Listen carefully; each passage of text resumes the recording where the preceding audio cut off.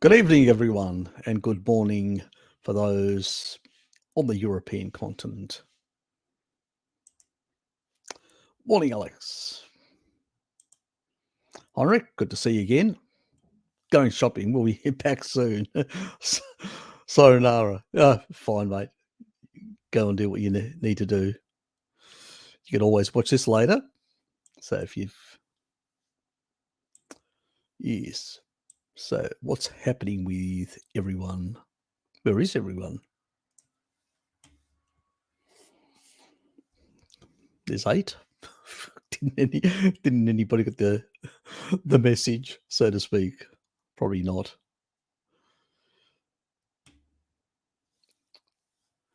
Anyway, we covered it all. There's Dave. G'day, Dave. How are you, mate? Good morning, Harry and everyone. Boosting vitamin D levels in the Barcelona sunshine after months of looking like a pale vampire in the UK. I hope you basically got your ounce of blood out of the clown that runs the place. Anyway, good to see you here, Dave. Bert, always a pleasure, mate. Always a pleasure to see you here. Yeah, so we had a bit of a comedy type prelude earlier today, which was quite a few hours. It finished about 4 hours ago, more or less. Ted came on the previous live stream. Yes, oh Ted, he dominated, absolutely dominated us all. Bit of comedy, bit of laughter. So it was a bit of a Q&A, a mix of Q&A and comedy. So if you haven't seen it, it's well worth a look for those who've got a bit of a funny bone. Stefan, good to see you. Ah, yes. Back to the usual grind, so to speak. Nika, good to see you.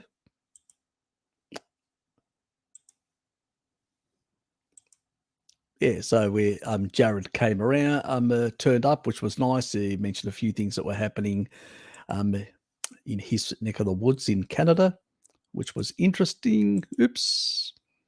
Dominique, good to see you, mate. Tom, good to see you here. And good evening to you as well, Scotty.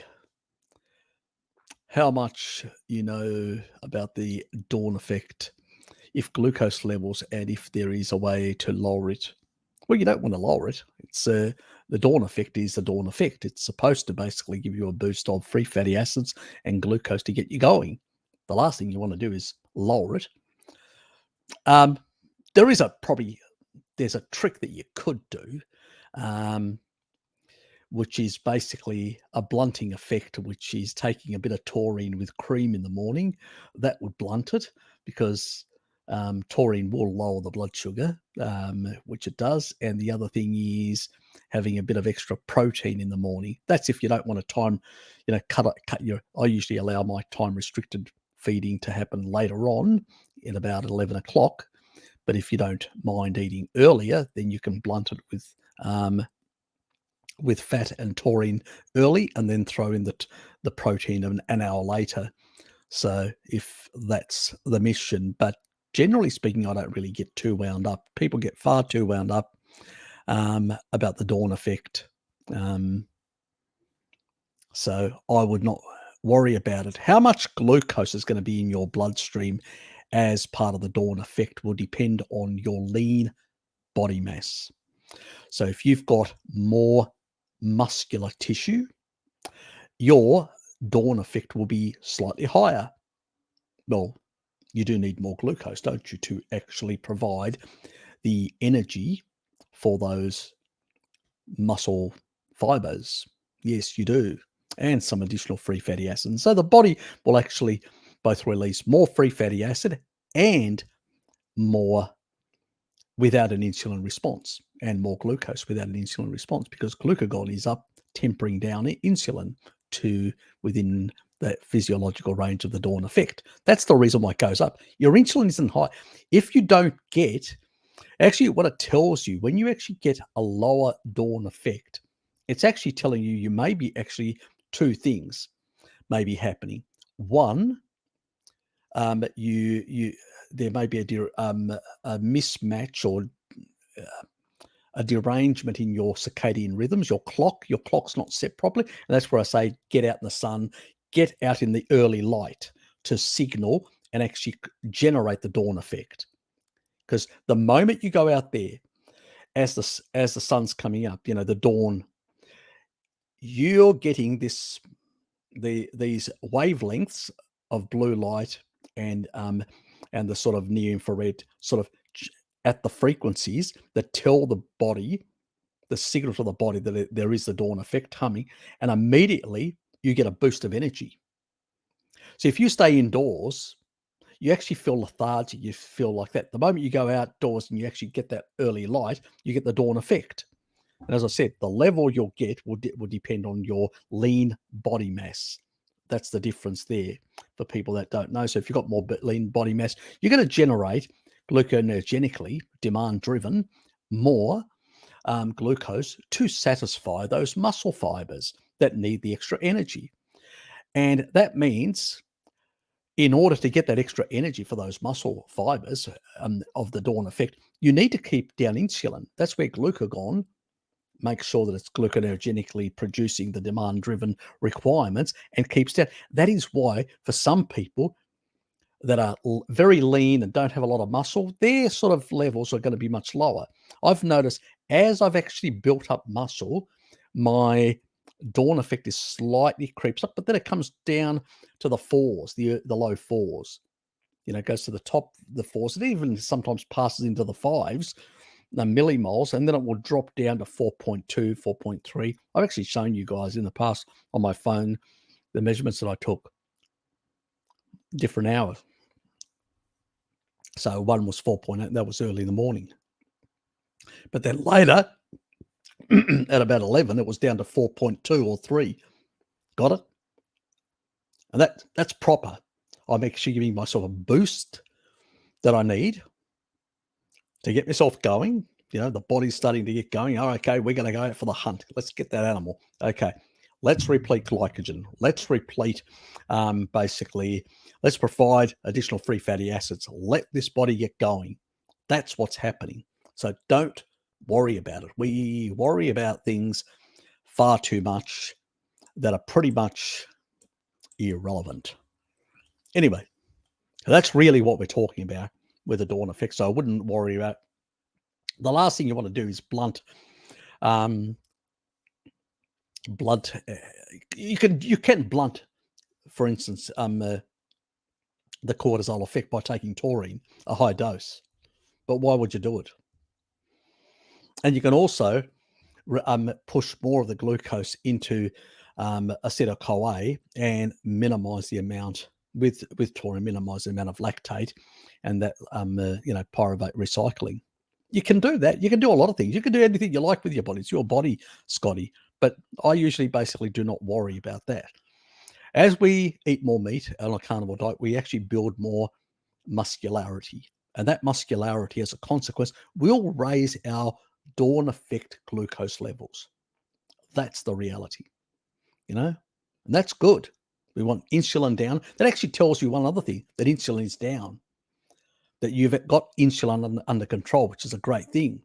If you get the dawn effect and you don't get much of you don't get much of a spike in glucose, and you've got quite muscular, I'd say maybe my insulin isn't really as sensitive as I thought.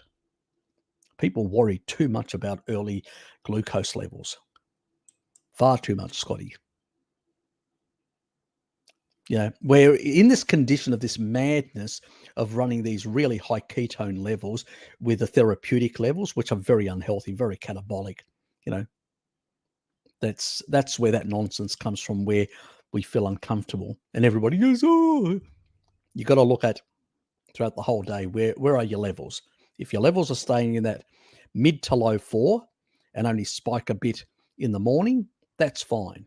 That's what it's supposed to do. Get you going. And it will depend, as I said, on the level of tissue that you require to replete with glycogen to get it going. Richard, good to see you, mate. Yes. DJ Projectus, good to see you.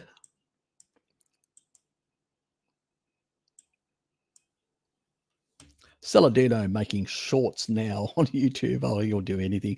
Have you seen it? No, I haven't. Running around in a supermarket half naked and yelling like a madman to eat honey and fruit and organs. Oh, you got to be kidding me.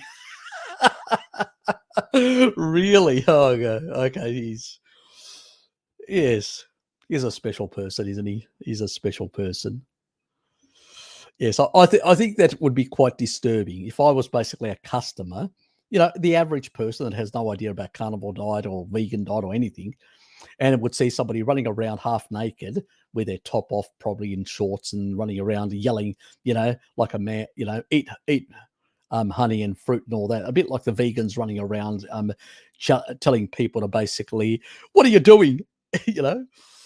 Get your kibble in and don't eat meat. The same sort of, I'd basically tell him to go F off if I was in the supermarket, and tell him to basically, I'm here to do my shopping and I don't want to be disturbed by some deranged person. You got to be, I know. What can I say? It's a worry. Yes, it looks like he's glycating himself far too much, and he's got all these strange. Don't forget to like. Thank you, Richard. I appreciate it, and appreciate the 10 South Pacific pesos as well. I appreciate them quite a lot. Thank you, mate. And yes, and thanks again for telling everyone to like and hit the like button. Yes, it doesn't do it on its own, people, and it does need a bit of help by click with your mouse. Yes, yes. I mean, he's a colourful character. Let's put it that way, without saying too much. He's a very colourful character.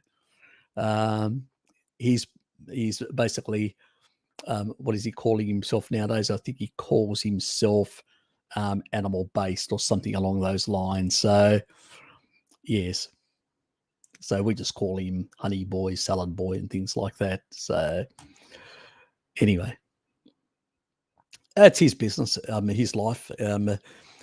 Just the stuff that he's saying is contraindicated, and we point that out. We point that out very much.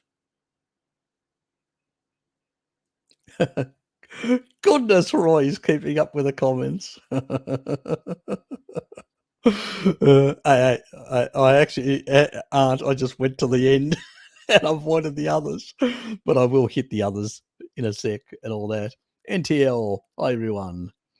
I have a question from the previous stream for you. Oh, do you? Okay, how are you? I have 2 questions. Are garlic and black garlic is safe for daily consumption? Safe, you mean? Yep. Did you see the latest Stefan Edberg video when he said bacon plus salad is great when salad con bacon digestion? No, I haven't, and he's wrong about the requiring salad. You don't require salad. Salad was seasonal anyway. If you go back, look, to nowadays, we produce salad all year round. If you go back, salad was primarily in the spring months. That was it. You did not have much salad around. It was basically in the spring months. So I think we need to get away from all that confusion. There was no refrigeration, so you only had a bit of salad. Actually, salad was a very rarely eaten food in the past. If you go back and look at the old cookbooks that the Western A Price shows from the 19th century and earliest 20th century, there were very few salad meals. Even the Greeks didn't really have salad. This whole Greek salad thing is a modern invention. It's a bullshit invention. And I'm Greek, I should know.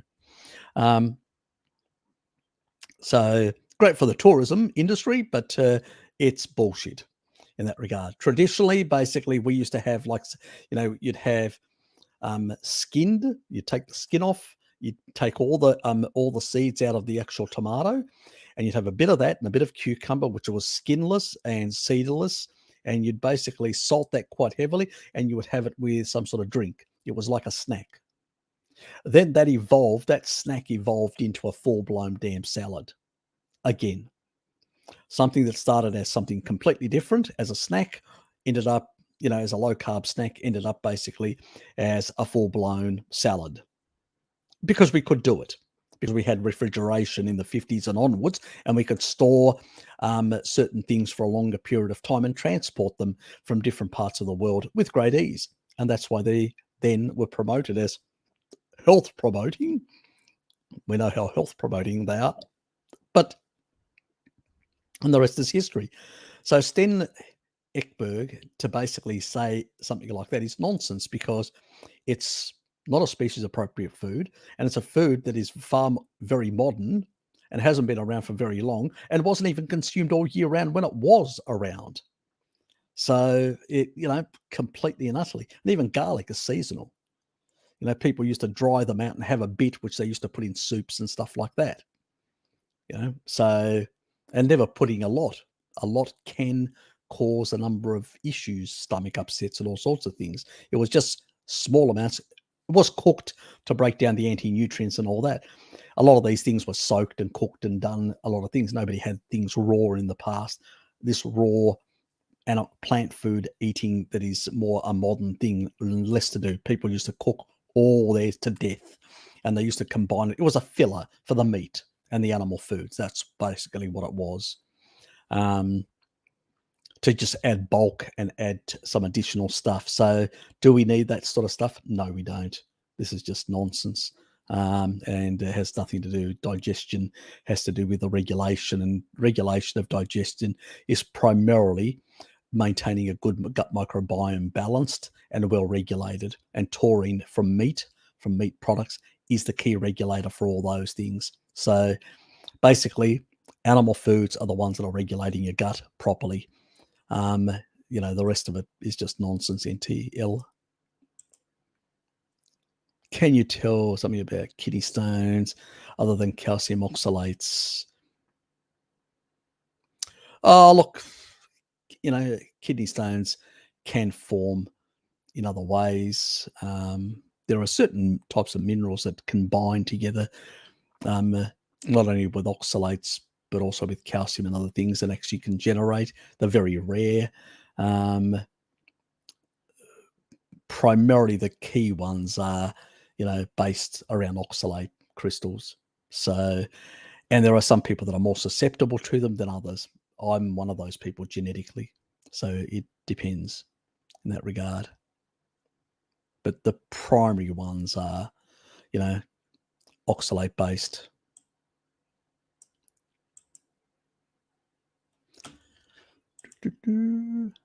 Fleming, good to see you, mate.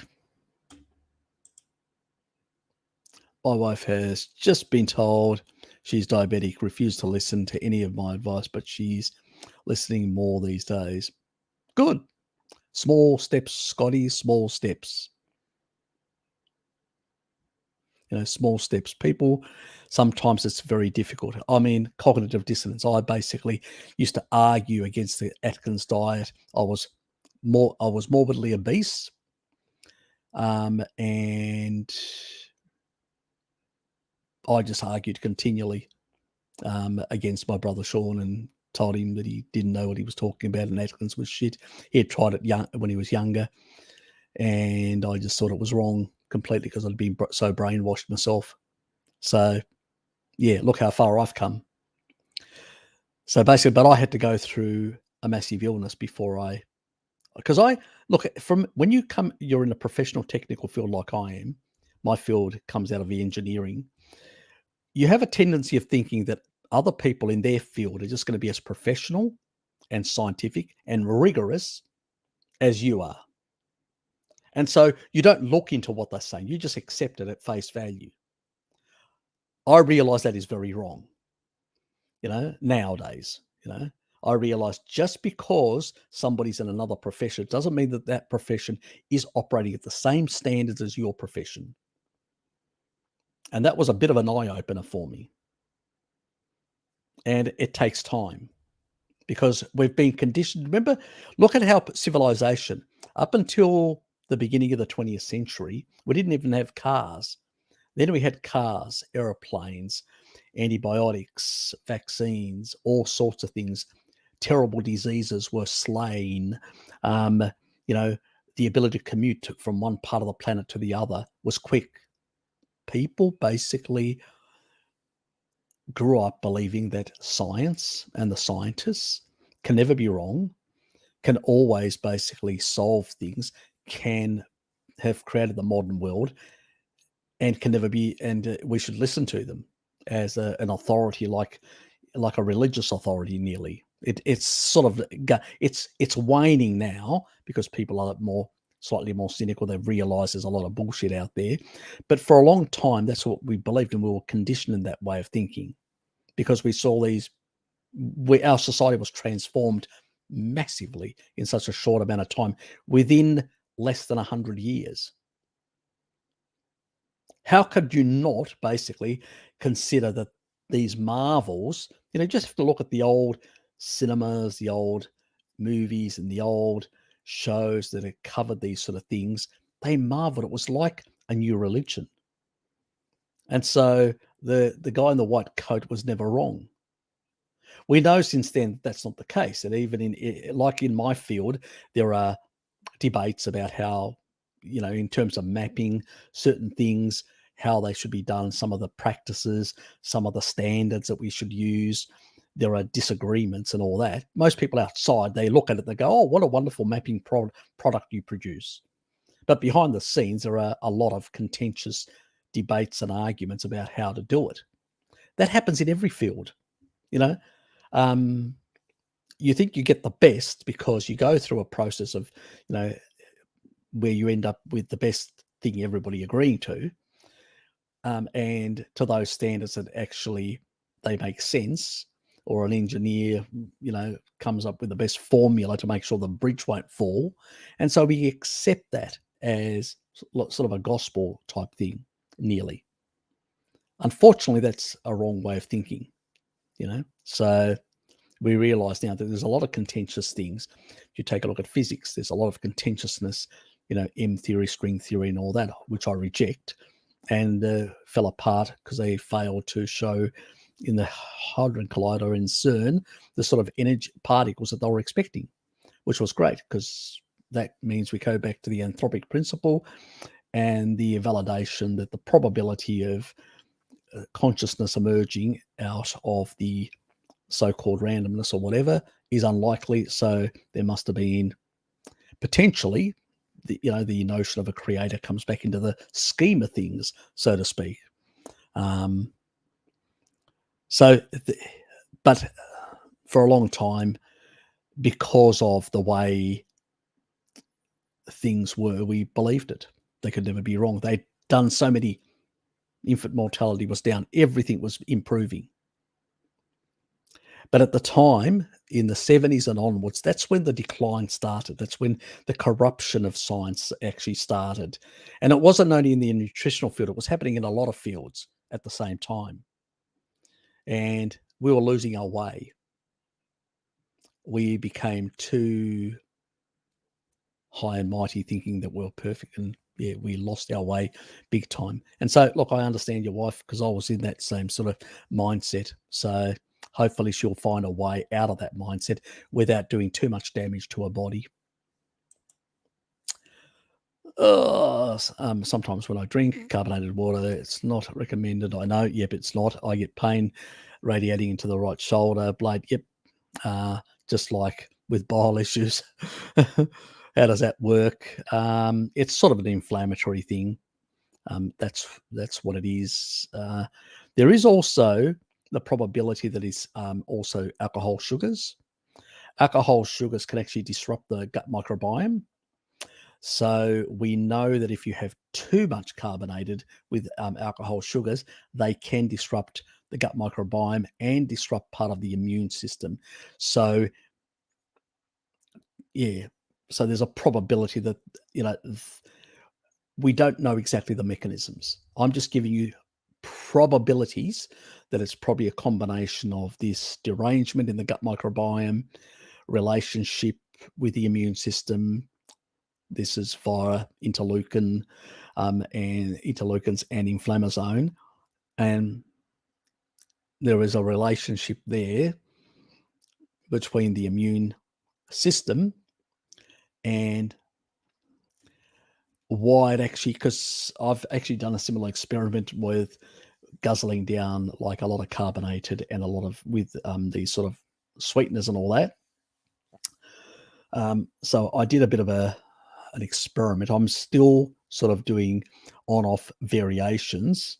So I've had a bit of deliberately causing myself a few issues this week, the previous week, and the week before.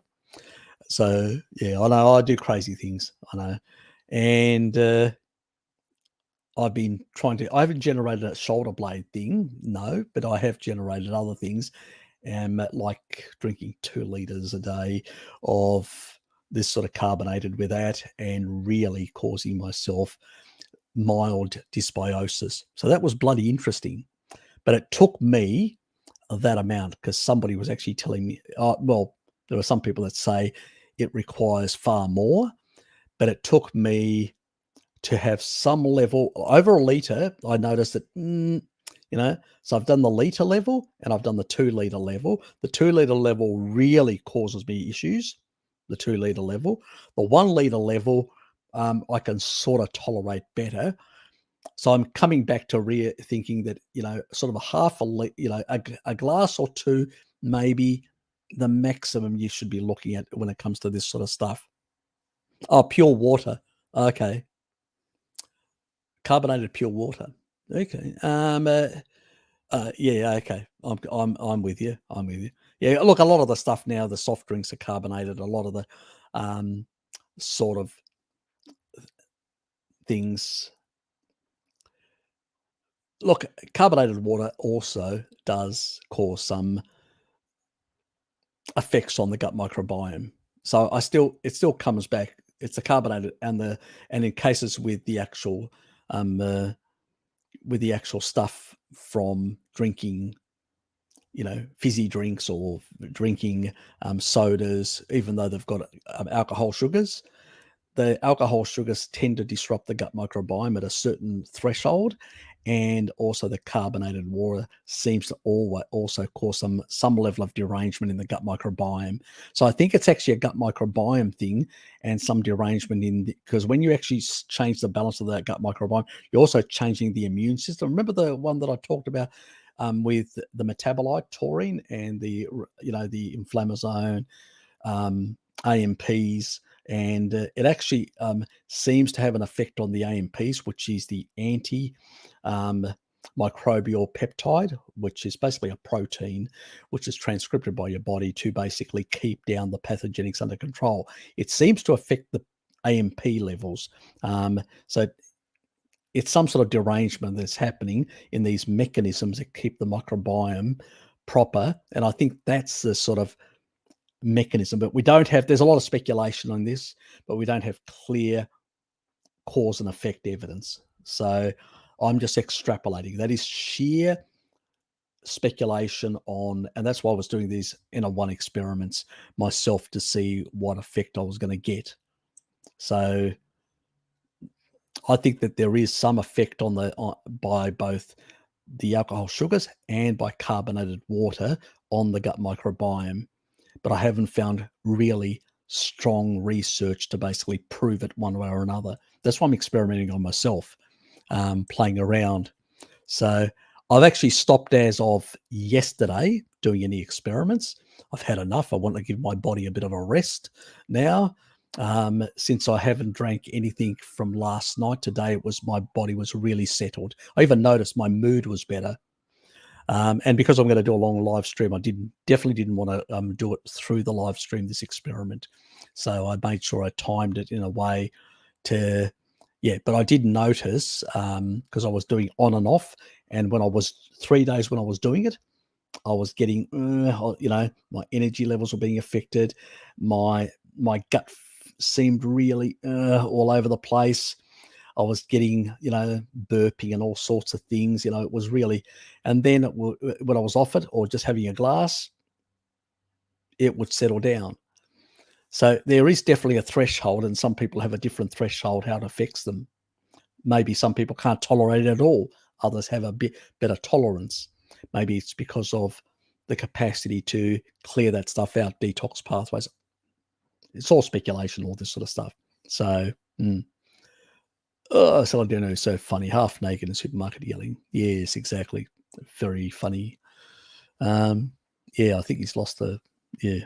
Anyway, he's truly lost the plot in that if he's doing that sort of stuff in supermarkets, you know, he's lucky that I wasn't there in the supermarket. Tell him off. I'd say, I'm here to buy my stuff. I don't need somebody yelling at me.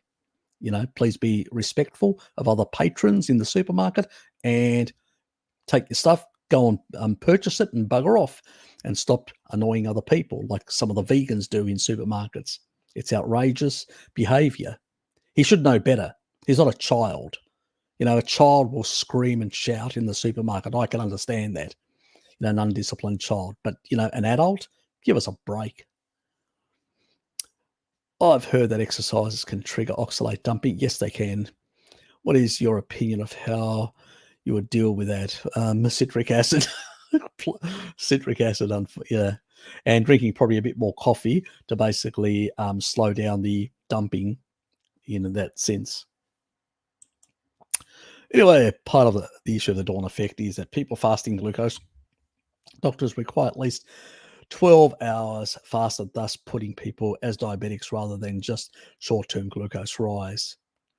Well, you should be, if you're getting higher than, in the 6s, 7s, and 8s, then you've got some sort of derangement there happening. That means you are producing, even at night, shitloads of glucose right through. That means you're in a glycolytic state. You're not fat adapted.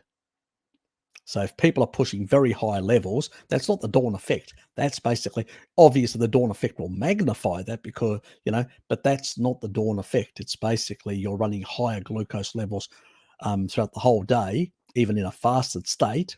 You shouldn't be doing that. You should basically have more ketone production, be using free fatty acids and actually running a much lower glucose. Your glucose level should only rise in the morning, not at night. If you get up at night and your glucose is very high, that means you've got some derangement. Things are not good. So that's a bit different.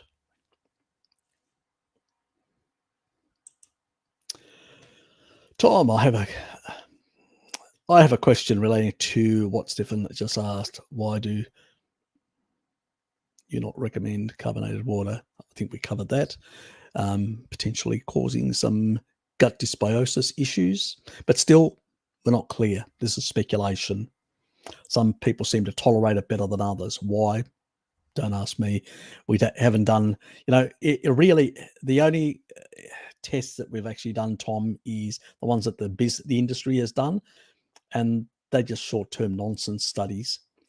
What we really need to do is have lock-in studies where you've got people eating the same food, doing the same physical movement and all that, twins in a locked-in environment, at least, a year, which you're not going to get through any ethics committee. And even if you actually, you'd struggle to find twins that would volunteer to be locked up for a year. And that, that's not even, you're really for a lifetime to really know whether something really is problematic. But, at least you can see that there are disturbances. And so, it sort of should indicate to us that it's not a species appropriate food or drink in this regard. Maybe we should give it a miss. Even the Evian water that I use, it's basically just mineral, alpine mineral water. It's just alpine water that's mineralized because alpine water it's got minerals. So if you're going to use that, yep, that's fine. I use it for my coffee, even though coffee is also an inappropriate food or sauce or beverage, you could say. But if it does, I've got genetics that actually can clear it out, detox it out of my system 4 times faster. Is it species appropriate? No, but I enjoy it. So simple as that. Regarding the 8 gram of taurine 90 minutes before training, how would you take taurine on a non-training day? I'd spread it out. And I wouldn't you don't need an extra 8. You only need about 4. Take 4 90 minutes before, and that'll actually that would distribute throughout your whole body, in particular your muscle fibers, which is really important. And that's the reason why the 90-minute. Younger people may be able to get away with about 60 minutes before training. But I usually go for the 90 minutes because then I'm guaranteed that it will have distributed really well throughout all the tissue. And so, because the whole purpose of training in a fasted state and all that, I want to basically, with taurine in the system, what I want to do is I want to enhance the muscle protein synthesis that comes after it. That's really what we're looking at. I'm trying to lower myostatin deliberately in a safe way because taurine prevents heart remodeling of the left ventricular. So you've got no risk by lowering myostatin with taurine. So that's the whole purpose of lowering myostatin to some extent, to bring it down to a lower, and so magnifying after the actual the muscle protein synthesis after the actual reps that you do, the training, and basically build stronger muscle skeletal structures. So that's my sort of things. Maximum pre-training, probably about 6 is probably all you need. I know some people use more. It's up to them in that regard. Yeah, you could say, well, if you have a kilo, as I'll give you an example, if you have a kilo of oysters in a day, that would give you about 12 grams of taurine. So I don't think 8's going to cause you any problems, but it's probably maybe a bit overkill. But then again, it's your money. If you want to spend more, that's fine. You're not going to get much of an extra myostatin effect. Once you get over 4, it's extremely minor. So it's, so I'm not going to, maybe because we don't have much research over it, maybe, who knows? You can experiment, see what happens. You can experiment with lower doses, higher doses, and see, do I get an amplification of muscle protein synthesis after? I haven't done that experiment, and there's no research out there. You can try it. We can try anything. We can be like citizen scientists and do N of 1s on ourselves. And with taurine, it's quite safe. It's an animal-based sulfur amino acid. It's not, the body produces it. And the equivalent, I think, in rats, they've done over a number of months, which is equivalent to multiple years for humans, up to things like levels of 20 to 30 gram ranges for an equivalent average person. So, it's not going to really cause any real issues in that regard, in my personal opinion, always. So, but for the non-training, I'll just split it up. That's what I do. I'll usually at about 11-ish. I'll have about varies about 2 to 4, depending how and then in the evening. So if it's a winter period where I'm trying to boost my immune system at the same time, I'm having 4 and 4. So 4 and then 4 in the early evening. In the summertime, I usually go back to 2 and 2. So that's what I do generally. But that's water, my vitamin D and boosting my sort of immune system. I used to do high doses when I was trying to get rid of fibrosis in my organs and deal with a whole lot of issues. And Dad's still doing it slightly higher. That's the reason, because he's still got issues, we're still trying to get his kidneys back to 100%. So he has improved quite a bit and still on, but he's 87. So it does take a bit longer to turn over cells and to clear out damage and repair compared to somebody younger. They heal faster. So Dad still needs to be on slightly higher dosages for longer period of time to heal his kidneys again. But he's progressing well, and that's the main thing. So, and I've been discharged by my cardiologist and no longer have fibrosis in my heart, which is good.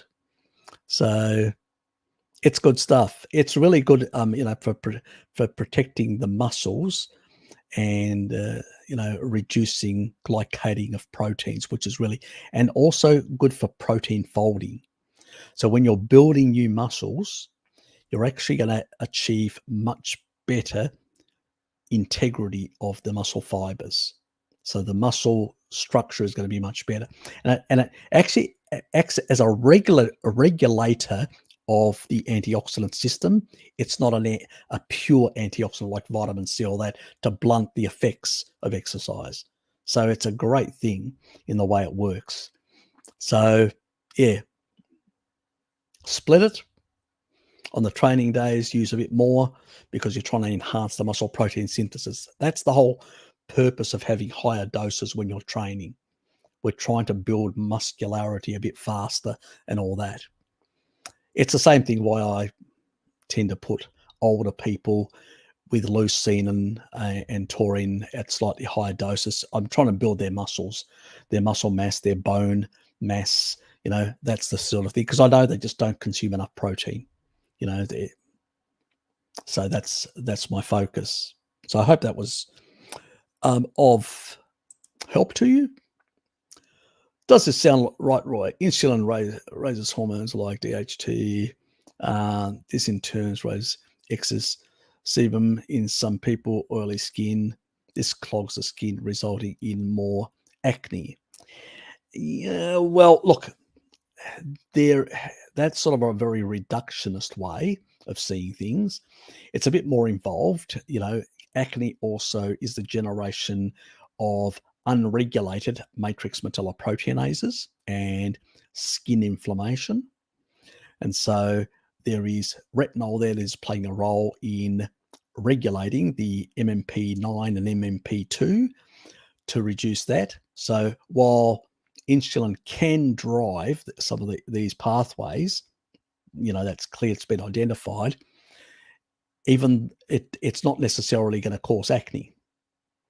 So it's more that if you're on an inappropriate diet, what you'll have, because otherwise, each time you have a big steak, you're raising insulin and you'd be causing this problem. You don't on a carnivore diet.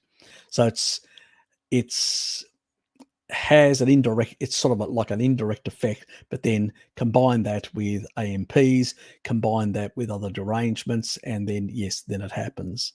So it's a combination of things in terms of inflammation of the skin, plus unregulated collagen degrading enzymes, plus some excess type insulin raising, which you will not get on a carnivore diet or a species appropriate diet. So it's a sort of a combination. Yes.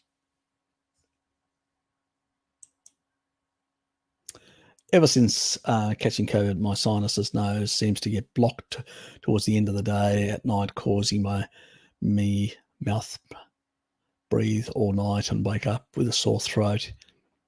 Anyone had this? So weird. Yeah, we've had a lot, Alex. We've had a lot of weird sort of things. Some people are getting insomnia. One of the big ones is insomnia, and one of the big ones is some of these strange pains and some of these sinus issues and stuff like that.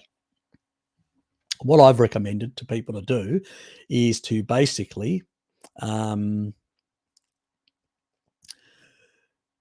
my protocol, which is reset your immune system. So 3-day fast, and then no taurine, no, just a water fast with a bit of salt water, and then go hard on the vitamin D, like for a couple of days, about 20 to 30,000 IUs. If you're carrying a bit too much weight, consider 50,000 IUs. You do that for about a week, plus then you can come back down to 10,000 IUs if it's winter. Otherwise, you've got the sun for the rest of the time. And then also high dose of taurine of 10 grams plus. And the whole purpose is to rebuild a new, healthier immune system to clear out this sort of stuff. Because what C19 does, it actually damages the immune system.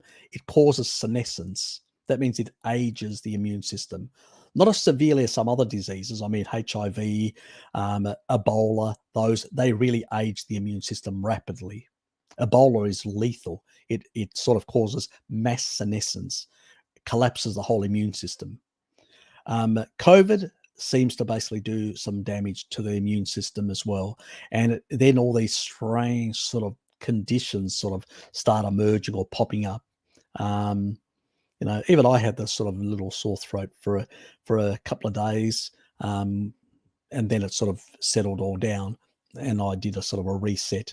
I didn't do it immediately, and I was a bit for the next week or two, and then I sort of I just couldn't motivate myself to do it.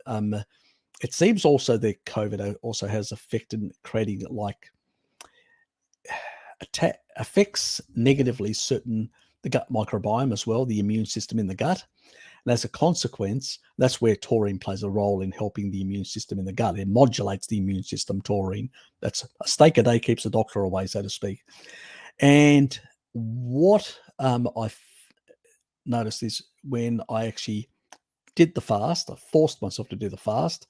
I was grumpy about it. I can tell you, I didn't do it voluntarily. And I suspect those bugs, those less beneficial ones, were telling me, no, have some carbs, feed me.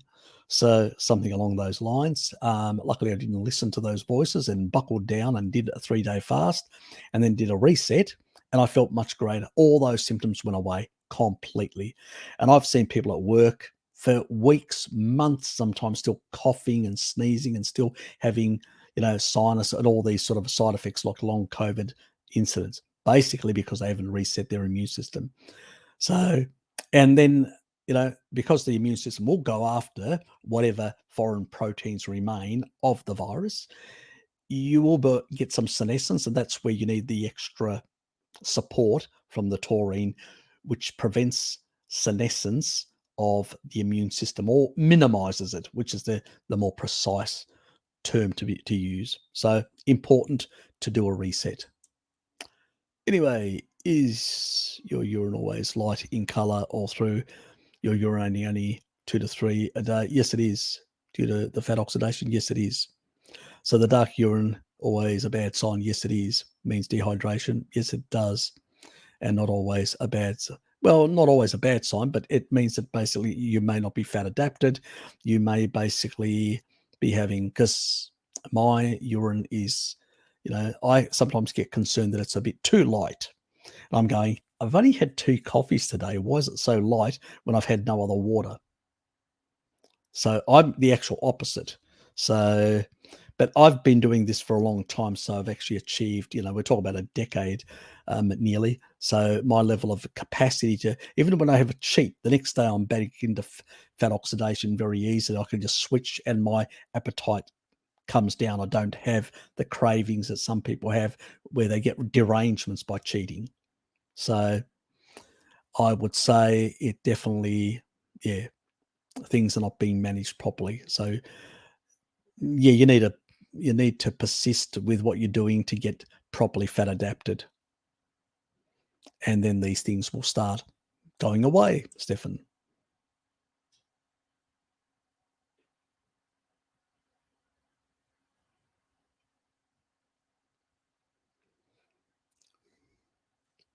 Did you do a reset, Richard, or not? Oops. StreamYard just lost my spot.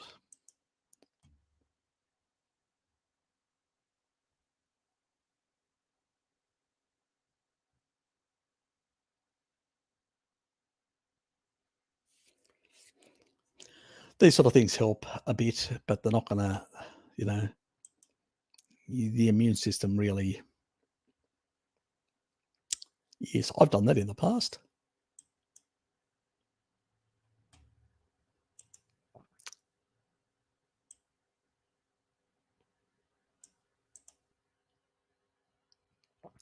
Hello, before Celadine and Frankie Boy make up and become buddies. Who knows? Who cares? Fructose MD. Nice one. Gary's always the sly one. Celadine is like one of those young entrepreneur enthusiasts who hoping hoping to convince everyone of their story by convincing other people. Yeah, I know. There's plenty of those people around. They're doing it for the wrong reasons. Dominic, g'day Nick.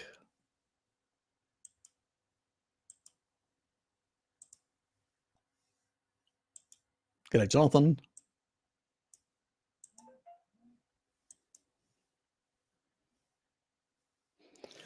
All brothers of organs. God almighty. Cheese, tuna, eggs for a great salad. Sounds good. Egg salad, yes. I've done blood works recently. I think people worry too much about their blood works. Far too much. So red blood count is low. HB is high at doctor is prescribing B12 and B9. Never done blood works before. Could it be B12 or a carnivore diet? Riboflavin, probably the issue. You may have an MTHFR gene, so your genetics may be similar to mine. And in my family, we are very prone to anemia due to an MTHFR issue, genetics. It can be fixed with riboflavin. Sometimes, initially, meat does have riboflavin, but sometimes you need to supplement. I did supplement initially and got my riboflavin up, my levels, and basically corrected, brought down my homocysteine levels. And when I brought down my homocysteine levels, then from this lower level, I could manage that sort of stuff. So, yeah. Also, you may have genetics which affect also the other pathway, the choline betaine pathway. So a couple of extra eggs in the diet will help that as well. So you may want to supplement initially with a bit of choline for a period of time, a couple of months, sort all that out because there may be some derangements in the actual liver, some fibrosis, some issues there. So storage capacity and functioning and detoxification and all these other things may not be working properly. So yes, do check those out. See how you go with supplemental riboflavin and choline. And if things don't improve, get back to me. But do that for a couple of months and keep up your meat consumption as well. Still watch them from time to time for the comedy value. Fair enough. Sounds like an SMN flick. Oh, God. I knew Dominic would say something like that. Harry, what air fryers do you recommend? I don't recommend any, mate. I don't recommend any. I don't even have one. Everybody does, but I don't. If I was going to get one, I actually said to people, only one which is stainless steel base. We do not want anything that's got plastic inside that can actually, we don't want any xenoestrogens coming off the plastic. Got it? So anything that's stainless steel is fine by me. Specific brands, I've got no idea. I'm not in that business. I haven't even researched it because I don't have one and I'm not interested in buying one. I prefer barbecuing or, my meat, frying my eggs, and, I'm very old fashioned in that way. So, I watch more Saladin and less Frankie Boy, and also for the comedy. Fair enough. Whatever tickles your fancy, you guys. Very easy in that regard. Nick, 9-week pregnant woman on keto, 3 years. Adequate and cow, hypothyroidism, high reverse TH, non-Hashimoto's, hypoglycemia. Yeah, my sister used to run low blood glucose. And since she's been supplementing with taurine, she normalized her stuff. I'm not saying that taurine does that, but that's the sort of the effect that she had. And eating more meat also seemed to normalize her hypoglycemia. She was a vegetarian, my younger sister, having hypoglycemia. She used to pass out. I'm not kidding you. She used to pass out. It was funny. I've seen it happen, and many others. Well, sort of funny. Well, it's my sister after all, Got to see things a bit funny, even though you're concerned. Low ketones, yeah, that tells you everything. She's basically not a fat adapted properly. If she's running low ketones, she's definitely not fat adapted. Incorporate some carbs, other dietary exchange. Yeah. There's definitely an issue there of lack of fat adaptation. I don't know whether it's damage to mitochondrial integrity or whether it's some sort of other insulin, where she's can't regulate insulin properly.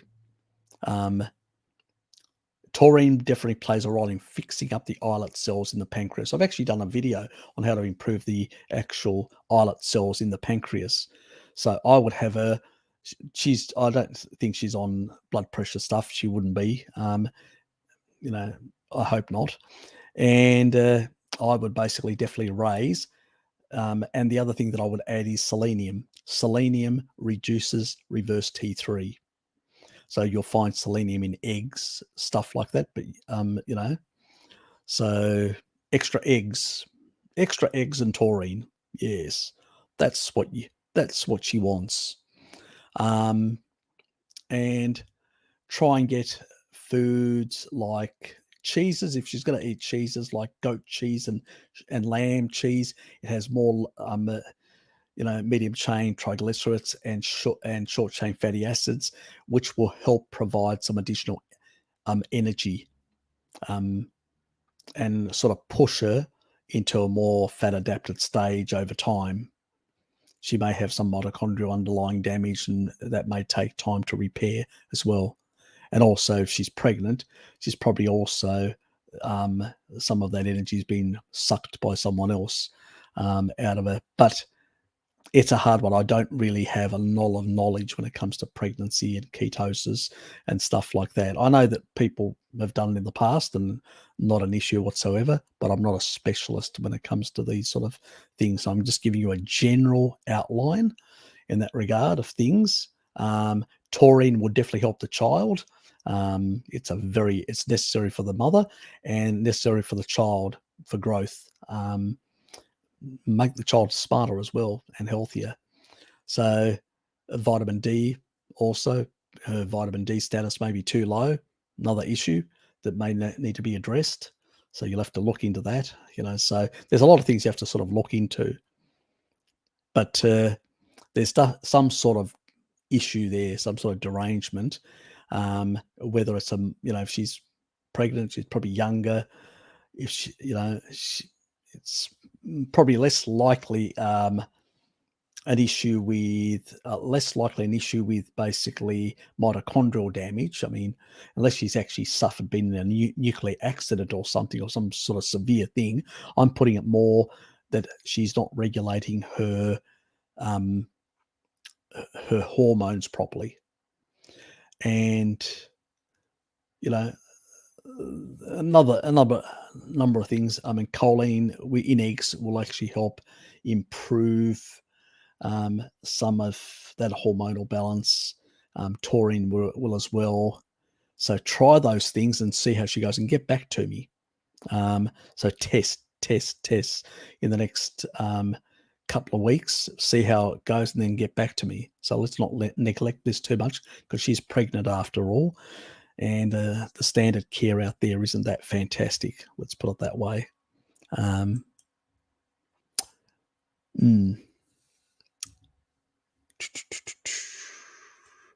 Now, I actually found other people prior to Frankie. I came along Frankie along, and he sort of reminded me a bit of myself as a youngster, bit of a cocky bastard that I was. And so, I sort of wrote that off as that youthful cockiness. But then he started promoting some really great nonsense, and that's when I had to depart, especially when he became hostile towards my dear friend Bart. And more fat, that's true. Yes, yes. And she probably should be consuming more fat, especially if she's got a baby as well. But we also need to address some of these other issues that maybe other factors that are driving it in that regard. Yeah, exactly, you should. But there can be basically the MTHFR issue. So you may be getting enough B12, but the enzyme doesn't work properly because it's not getting enough choline. So sometimes some people seem to need more choline than others. So a couple of extra eggs usually fixes the problem. Okay, Frankie Boy was amongst the first on carnivore diet and seems a bit weird to me. The information was intriguing. Well, he wasn't the first. There were many others before Frankie. There were also many people in the low carb community, many people in the paleo community that were more animal based, and there were some people in the what is called the zero carb, or as at the time. There was a couple of different sites that had been around far earlier than Frankie or anyone else. So Frankie picked up on that new trend and jumped on it. That's all it was. So that doesn't mean that everything Frankie said, especially of his earlier stuff, because he used other sources. He won't tell you that, but he did, including me at one stage.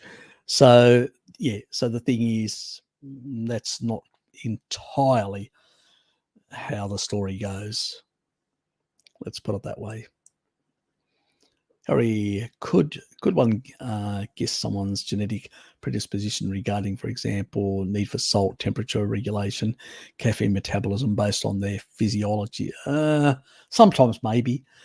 If you do like a standard carnivore diet and then you play around with these things, yes, you sort of you'd have to do it for about a month period of time to really get a baseline from nothing to something to see the sort of effects. That's how you'd probably do it without doing genetic tests.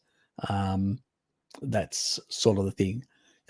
If you basically can have a coffee in the late afternoon, like I am right now, and then you can go to sleep in 5 minutes like I can do, you can clear it out of your system in 4 hours. In less than 4 times faster. So it takes about having this, some people 6 to 8 hours, which means in 2 hours, which now it's 7. If I have it by 7:30, it'll mean 9:30 it's out of my system. Got it? So, and I can sleep like a baby. So that will definitely tell it to you.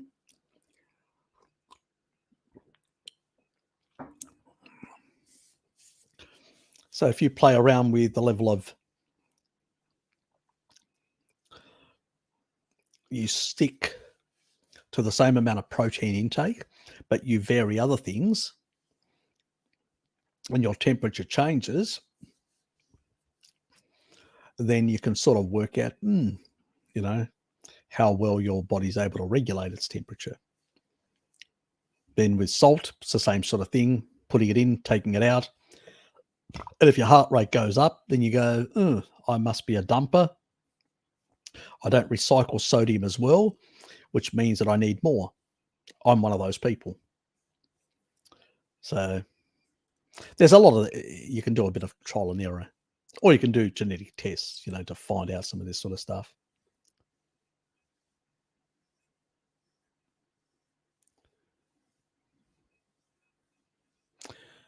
Yeah, I think I sort of covered all that sort of thing.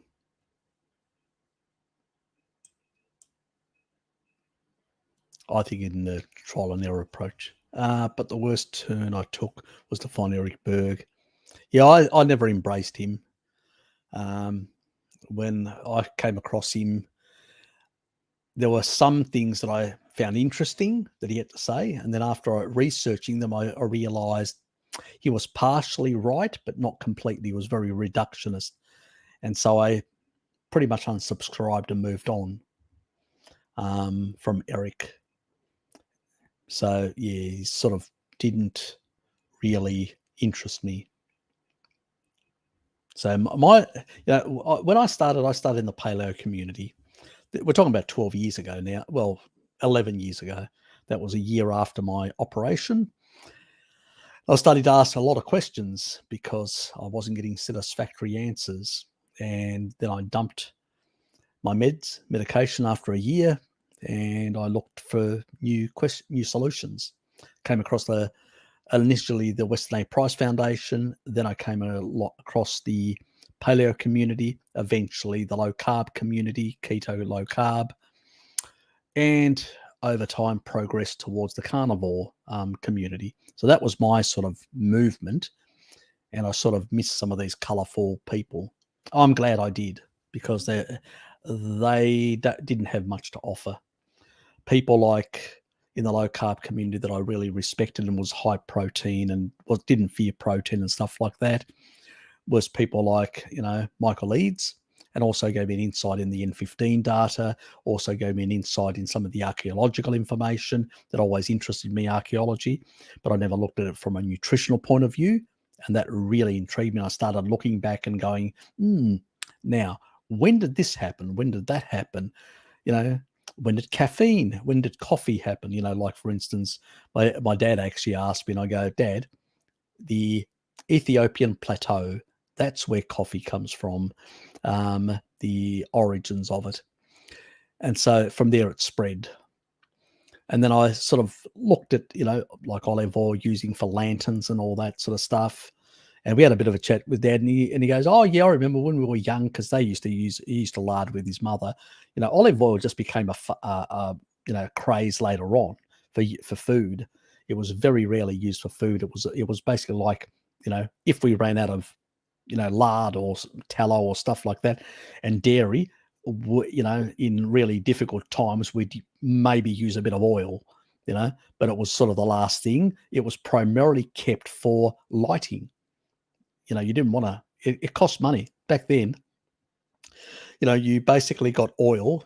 It had to be transported by donkey, and it cost money. So it was expensive, and you used it for lighting. You didn't use it for cooking. Lard and tallow and stuff like that and dairy fat was much cheaper because you produced it yourself. You didn't have to buy it. So you have to think about those sort of things, different circumstances. It's a modern day food to be splashing around olive oil on food. And that's why these people have no idea. They've got no connection. I'm lucky. Had my grandfather, had my father, went and lived in the villages, looked at and went out hunting, did things like that, saw what they did, how they prepared things. And so had an insight at a time in the 1970s that I wouldn't have had otherwise. I was lucky. Had I never gone to Greece as a young child, because I was 3 years into my high school year at Newtown High in Tasmania. And then I left after 3 months, went to Greece. That's where I did my high school.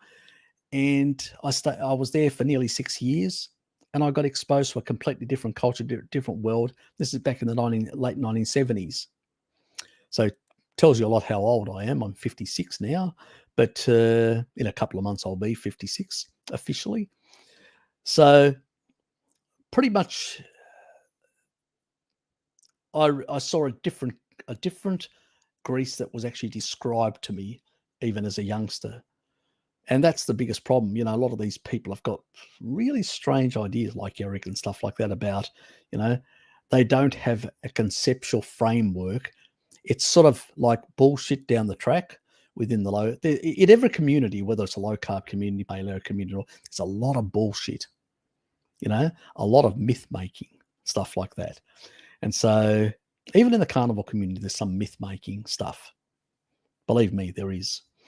So, what we do is pull it apart and look at evidence, real evidence, not the nonsense, that people make up to serve, like Salad Boy does with honey and the Hudza. we know it's nonsense. We know that Mary was there while he was there. He stayed for less than a month and then racked off, and she was there for a couple of months with them going out hunting. She saw exactly what they did, how they lived, what they ate, how, what ketone levels they were running, what glucose levels they were running, and even telling you about the people that basically were cheating with the tourists and eating some of their candy and stuff like that, and had, like one of the chiefs pre-diabetic. So she monitored all these things. She realized, how these foods come in to, and how the ruling classes of those tribes tend to actually get the privileged access to those things, and and then the others want them as well. They don't think about the health consequence. They just say, well, the chief's having that. If I have that, my status is different. Do you know what I mean? It's strange things that people have. Remember, you're coming from a position of a tribal person without the knowledge of any science in regards to those nutrition. And when you even look at the science, it's pretty piss poor. So it's people like this can create a lot of misdirects. I've actually had to deal with people that derange their gut microbiome due to the excess amount of these plants, and did damage to their gut as well. Ended up with diverticulitis. So it's, the last thing is these people can be problematic even in the low carb community. Anyway,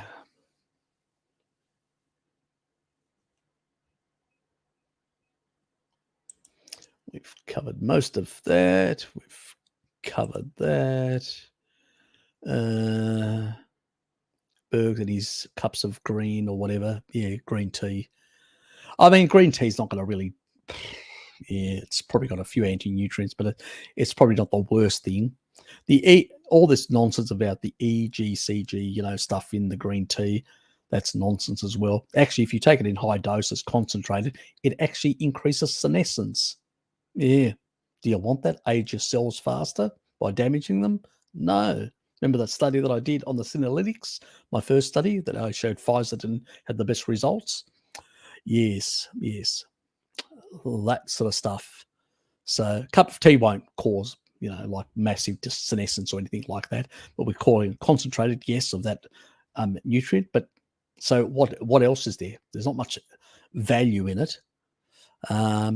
You're still doing it. You're still cooking. You're still boiling it up with deuterium heavy water, which is equivalent to sugar at 155 parts per million. So, what? Give us a break. It's pretty much irrelevant. Alex is in here. G'day, Alex, as well. Leonardo, Bruce Lee, Pascal, and KO, Alligator Tears. I think I've picked up everybody that's here turned up. Anyway, yes. Yep, does. It definitely does, but it may be an MTHFR, a methylation issue, not the intake. The intake may be okay, but then if they've got a methylation issue, then they've got a problem.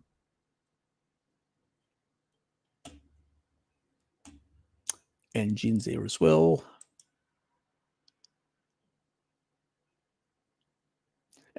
Rephrase, can you guess someone's genetic?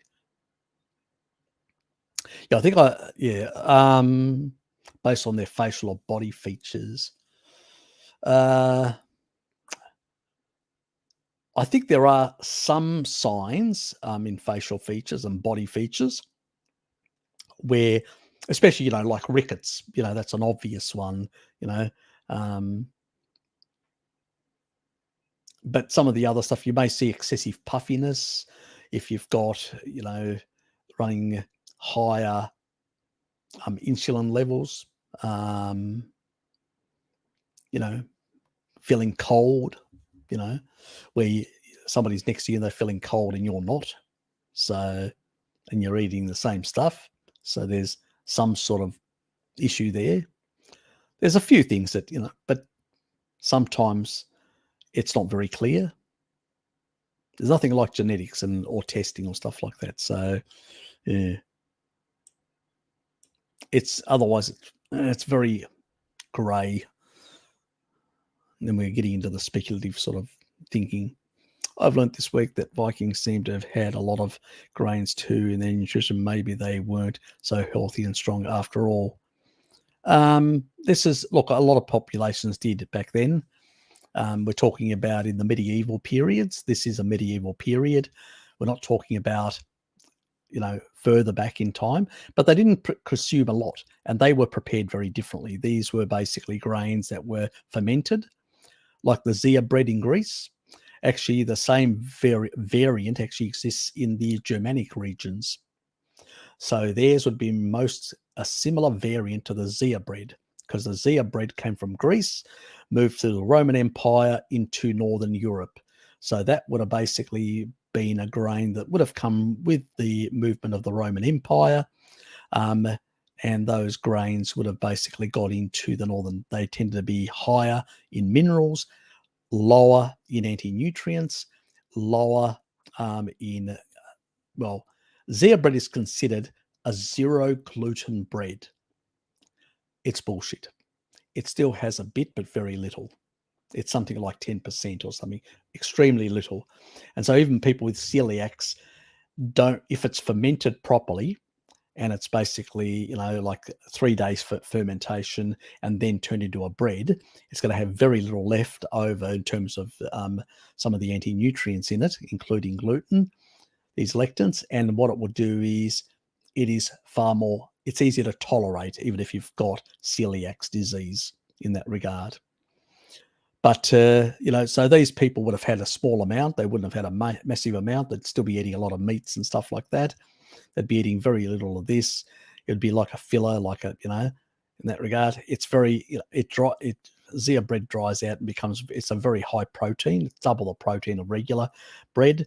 And so it becomes like a rock. So it's not a very appetizing. It would have been more used in the way, even in Greece, it was used as like to, you cook a food and then you use a bit of bread to clean up your plate and take all the, you could say, the juices from the plate and stuff like that. So it was used more like that. I've said, if you look at villages, I looked at them in Greece, that's what they did.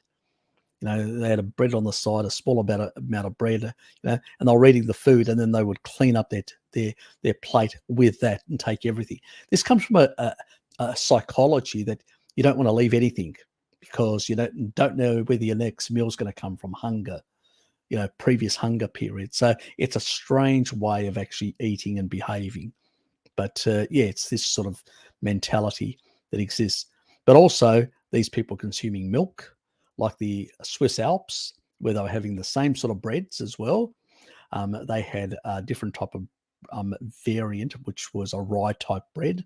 And this rye type bread was fermented similar to Zea bread and had much lower levels, more protein, much lower levels of the sort of gluten type things. And as a consequence, what they would do is, because they combine it with raw milk that is high in lactoferrin, it would bind the lectins and will minimize the anti-nutrient effects of the small amount that they consumed, because that also became very solidified. It wasn't something which people just ate on it's not like our modern breads, which are very sugary, very sweet, and tend to basically be easier to consume as well. It was more of a, I'll dip this into, it's a filler. I'll dip this into juices and clean up juices and stuff like that. It was used more like that. That's how we have to understand these things. And it was costly. So it was like a treat for their time.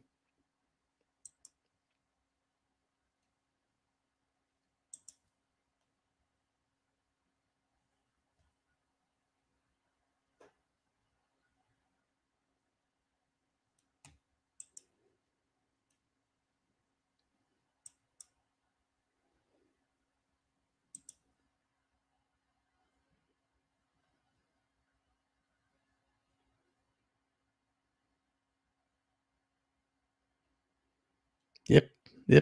B12 is important for brain development, and so is taurine, and so is choline. So if you're not getting enough of those, not enough animal foods, it's going to be a problem. But the MTHFR issue, still needs to be addressed, and that is a riboflavin deficiency, where it can actually correct the actual pathway. If you go to my original methylation, Serpanos methylation one, I've got the study that shows a correcting of the homocysteine coming down. Pretty much it's a riboflavin. Then the enzyme works better, because at the end of the day, it's the actual enzymes that are doing the job. These are cofactors for the enzyme to work. So if the enzymes do not have the cofactors, they're not going to work properly. So that's how the system works. Vitamins and minerals are cofactors to enzymatic functions, or metalloproteins or peptides that are basically produced, transcripted by the body to, well, from your DNA, to basically do a whole lot of work in the body. Even, as I said, in the gut, balancing and regulating the microbiome. You have to have a sufficient level of antimicrobial peptides, AMPs. If you don't have enough AMPs, you can't regulate that. Downstream from that is interleukin 18. Downstream from that is inflammasome, and then downstream from that is taurine. So taurine drives the whole lot. Eating a steak a day will make sure your gut is regulated all day. Coming up with corny, basically, slogans to promote meat. I know. Desperate carny propaganda. The Vagoons will say.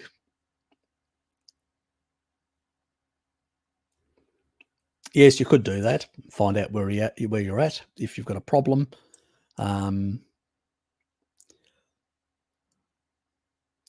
Saladino was not yelling at customers in the supermarket, just into the camera. Oh, okay.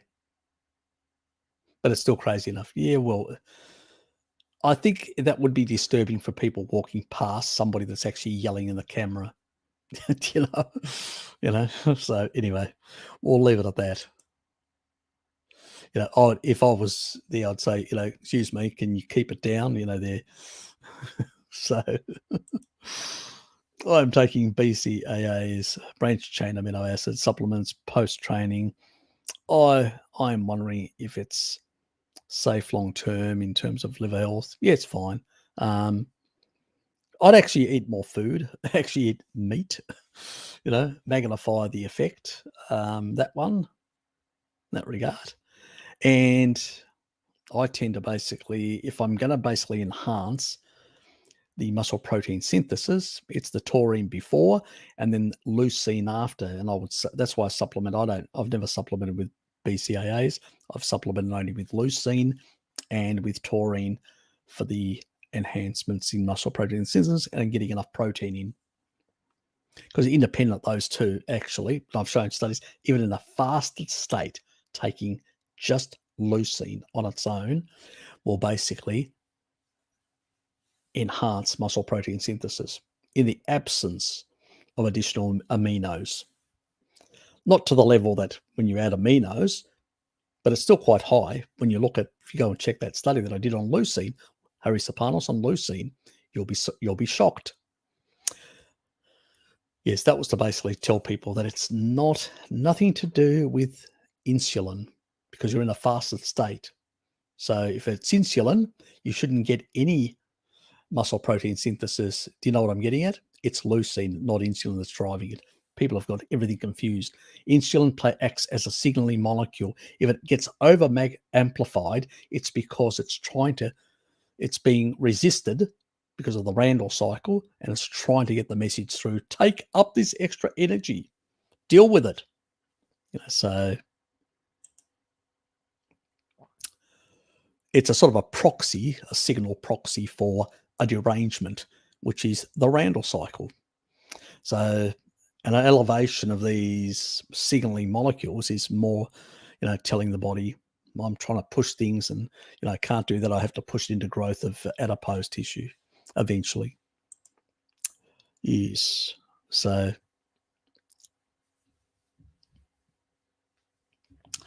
how exactly to store iodine at home for the worst case nuclear incidents? In what form and the amount? You can actually buy iodine, sort of like a water-soluble sort of mixture, and you can store that in the fridge to keep it good for a longer period of time. And you can also buy iodinized sea salt. So that's sea salt that's been slightly processed to add iodine to it. So you can use the iodine as a higher dose of the supplement, plus oversalt your food to get additional iodine from there. That's if you're further away from the outfall. If you're further close, obviously the iodine supplementation is going to be much more important. And then there are tablets you can actually buy from a pharmacy. So some pharmacists do sell iodine tablets, so you can store them. They come in different ways. There are capsules, tablets, there are vials, and yeah. The other thing that they use in hospitals is basically an intravenous sort of formulation, but that's something that you don't need at home. But tablets, a supplemental sort of water-based one you can put in the fridge, and obviously having some additional iodinized sea salt is a bonus. So I've got a whole lot of iodinized sea salt plus some of the water-based stuff. Because we're so far away in Tasmania, the level, if there was fallout, there would be minimal down here. It'd just be some level of increased radiation throughout the atmosphere. So I think the water-based stuff and that would be fine. If I was closer to the epicenter, I'd definitely make sure that I had a lot of tablets with me. So yeah, depends. Very much depends. Anyway.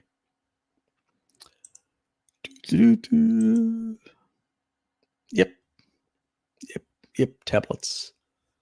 Yeah, you're probably right, Richard. Yeah, he's in the Northern Hemisphere, isn't he? Yes. He probably needs tablets. Yes, I should have thought of that. Thank you, Richard. How can I partake and send questions to Harry?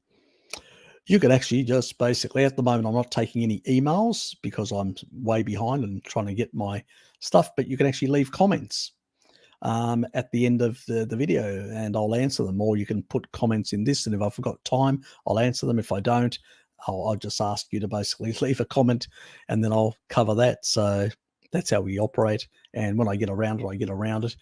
Usually if it's a comment on my live streams or any other video, I usually deal with them as fast as possible. But yes. KL. Health, government, environmental, radiation, potassium, iodine. Okay. So there you go. Some information. If people want it, they can check that out. Thanks, Richard. Appreciate it. Harry, I recently had some blood tests down. The ferritin came 373. I since donated blood and plan to go more to get it down. What can one do to limit excess iron absorption? The best thing you can do is to regulate your iron metabolism is taurine. So if you're not getting enough taurine, get more taurine to regulate it properly. So you can move along into transferrin. And also you can minimize, if there are any pathogens in the system, you can actually reduce by regulating the gut microbiome and regulating part of the, closing up the tight junctions to reduce lipopolysaccharides, LPS, which can be another thing that can cause inflammation in the bloodstream, which can actually increase ferritin levels. So it can be a protective mechanism. So tight junctions, again, taurine. So if you don't know about taurine, do check my videos out. If you're on blood pressure meds or lithium, you have to check out a video that I've done in terms of the side effects and how to manage that. But taurine is the way to go. Unfortunately, our food supply isn't what it used to be. We hang our we don't slaughter fresh and have it like the butchers used to in the past. We now slaughter it in big slaughterhouses. It's hung up for months and then transported to facilities where it gets cut down and then basically sent to supermarkets, and it's got far less. And that's another reason. Then we cook it and dry it out, some of us too much, and that can also lose more in the fluids. So generally speaking, a lot of people, when they are more carnivore and they're getting slightly more, especially if they're eating a bit of seafood, they'll get more taurine. They seem to regulate and improve the ferritin situation and the iron metabolism. The iron metabolism is regulated largely like all ions. So all ions in the body, that means calcium, potassium, magnesium, you name it, sodium, chloride, the whole friggin' lot is largely regulated by either metalloproteins or either certain peptides, and they are sort of influenced in the way they are transcribed and stuff like that by taurine, which is a master regulator. So even with calcium, it's a sort of a slightly behaves a bit like a calcium channel blocker, but not in a blunt way like medications. That's another reason why you got to see that video if you're on blood pressure meds. So generally speaking, but vitamin D and taurine are very essential in tightening up the tight junctions within your gut. And then the taurine will regulate a lot of these ions around the body. And so these mineral ions will be sorted out, and the appropriate gradient within past the cell membrane will be managed by taurine, and as a consequence, you'll maintain a certain concentration on both sides to not only to maintain electron neutrality, but at the same time to also make sure that the right composition of ions are inside the cell and outside the cell. And that's where in those little nephrons in the kidneys, taurine plays a big role in regulating the reabsorption or excretion of excess of certain things. Plus the rest, it does it through the bile. The rest is done through bile, like manganese and many other things get excreted into the feces. So there's two mechanisms, two ways of getting rid of excess, and through the kidneys of recycling more into the system, as long as it's regulated. And that's where taurine plays a role. So a steak a day keeps the doctor away, so to speak,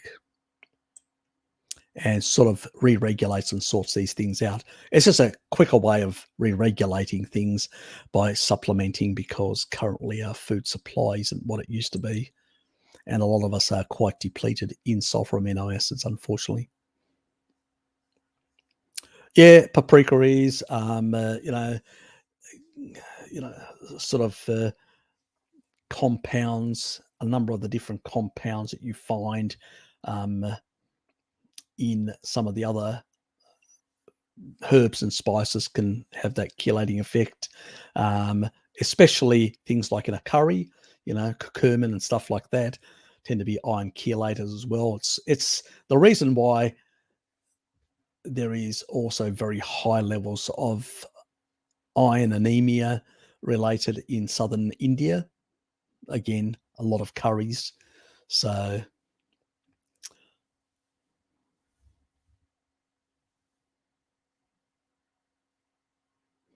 but we don't want that sort of stuff, Alex. We don't want that sort of stuff. We want to regulate our stuff. I know you're trying to help KL in that regard, but we want the proper regulation of ions in the body, and we need to get enough, animal foods in there, and we need to support with taurine to basically regulate, because unfortunately our food supply isn't what it used to be. So if people could get fresh meat, freshly slaughtered like we used to, then you'd be getting a lot of that taurine. Unfortunately, now you're getting far less. It's because the way we process food, just the reality. It doesn't matter whether it's grass-fed, grass-finished, or whatever. If it's hung up for months, you're going to lose a lot of the fluids, you're going to lose a lot of the taurine, and it's not going to be there. Sorry, but that's the reality.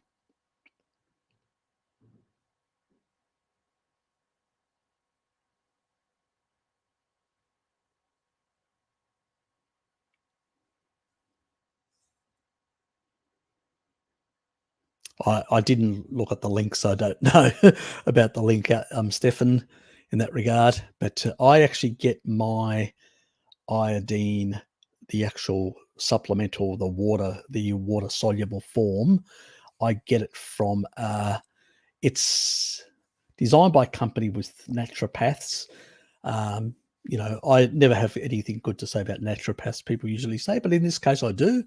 It's a good formulation. They're using like a colloidal mineral type, so it's properly ionized, so the ionic charge is correct, and so it works properly. Yes, it is a bit more pricey, and I should have mentioned that as well. But so you can go to stores that are like naturopathic stores. There's Gowans in Gauls in Liverpool Street in Tasmania, and they will do you a proper preparation. So if you want a proper quality preparation in Tasmania, so go to Gauls in Liverpool Street, opposite from the Wellington Mall. So in Liverpool Street on the other side. So that's where you can go and get something proper.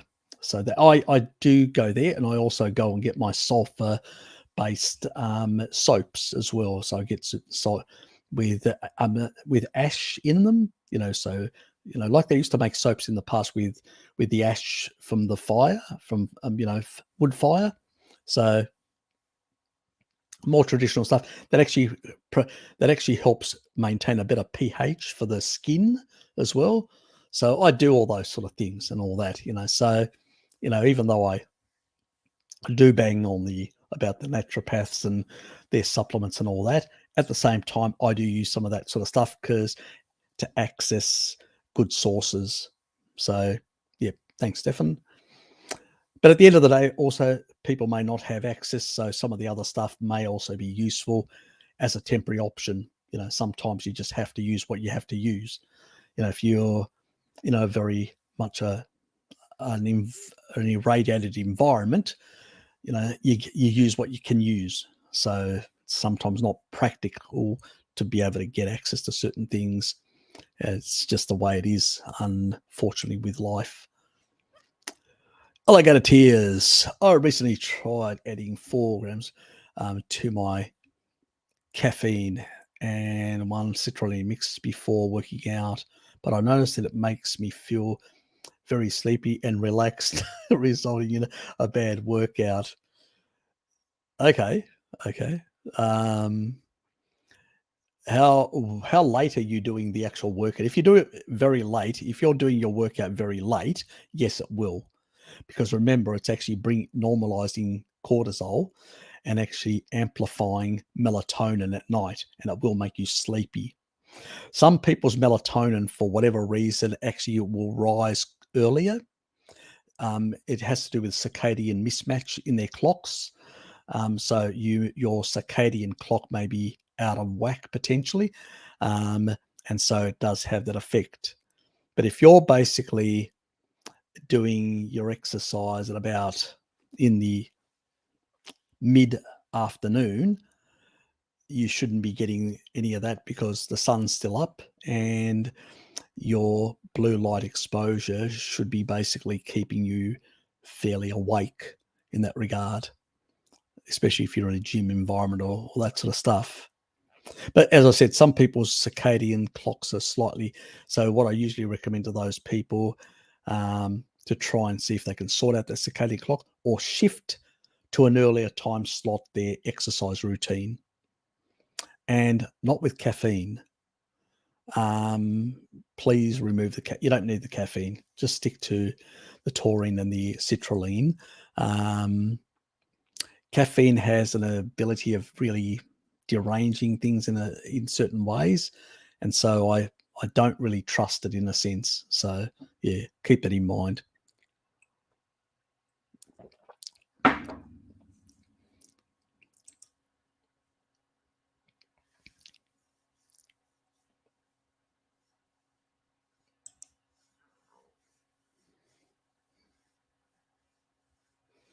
Not a problem. I did notice a difference, and number of people that have done it have noticed, and it's based on the logic that you're basically doing a reset of your immune system. Because C19 does cause a lot of senescence. Some people more than others. We don't know why. Don't ask me. Because remember, these are observational epidemiological studies where they're looking at population groups, and they're noticing that some people have higher senescence than others. And it may explain why it may have to do something with their reparative systems. The genetics and their reparative systems are slightly different, and that may be playing a role in that regard. G'day, Dick. How are you? She's setting herself up. I'll let her sort herself out. And yeah, so it could be that sort of case. So for me, I sorted myself out pretty fast. I'll mute you as well, and then you can remute yourself or unmute yourself and stuff like that. Hello? Should be working, right? Yeah. You sound perfect. So, how are you, Harry? Not too bad. I'm just getting through some of my questions, a bit behind but that's normal. As Bart says, Harry time, or Roy time. It's just slow. Well, it's a nice Sunday morning from some of us, so it's good. So what time is it there? Were you at your neck of the woods? It's 11:45 now in the morning. Okay. Yeah. So it's pretty good there. What have you been doing with yourself? I've had a little break from coaching because we just had some a bit of a sabbatical to travel a bit around to see if there's anything nice, any other places would be nice to live in instead of this lovely country that we might with all the things going on. We're back, and so I'm just taking it slow, just being active in the gang, and that's how my June has been lately. So taking it slow, which is fine. And I've been trying to pop in here and in Bart, but it's quite difficult because not just the blackouts, but they've been messing with our Wi-Fi as well sometimes. At least my part of the country. So yeah, we're experiencing those kind of things. Mm-hmm. That's good. Yeah. Stefan, I've actually have heard about some of the stuff, but it's unclear whether it's other issues that are actually, because some of these people had before used the other mRNAs, and that's a confounding variable. So we don't know whether it's related, whether it's, where we've talked about where people have, due to the mRNAs and due to the C19 virus itself, you can actually have a compromised or senescent state of affairs with your immune system. As a consequence of that, you have poorer clearance. This is one reason I think that there is this sort of long COVID syndrome that is basically poorer clearance and higher senescence of the immune system that's actually caused by the way the spike operates and the way it actually affects the actual naive T cells is quite different than other viruses. Some viruses actually have more deleterious effects on the immune system, increasing senescence more rapidly. As I said earlier, Ebola being one of them, which is like catastrophic senescence to the immune system. Others have less. The flu doesn't do as much damage to the immune system, but C19 seems to do far more from the studies that we've looked at. And so if you've got a situation where somebody has done that, has some of these foreign proteins inside their cells, like other viruses can actually linger inside cells, not being cleared out, hiding, finding the right opportunity to where the body's weak and to come out again out of remission or whatever. So that's always a possibility. And you take something like Novavax, and then it sort of activates some of this other material that's already there, and then you have these side effects. Because when we looked at and this is really critical, phase 3 studies were done in hospitals in the southern states of North America and a couple of hospitals in northern Mexico. They were done with people, 50% of the people, they were all in hospitals. They were independently. They weren't run like the other companies ran their own, because this company doesn't have as much finances. So they actually handed over to a third party, did a randomized control, double-blind placebo in hospitals with people with 50% comorbidities and over. So we're not talking about healthy people. We're talking about sick people with underlying conditions, and they saw no deleterious effects.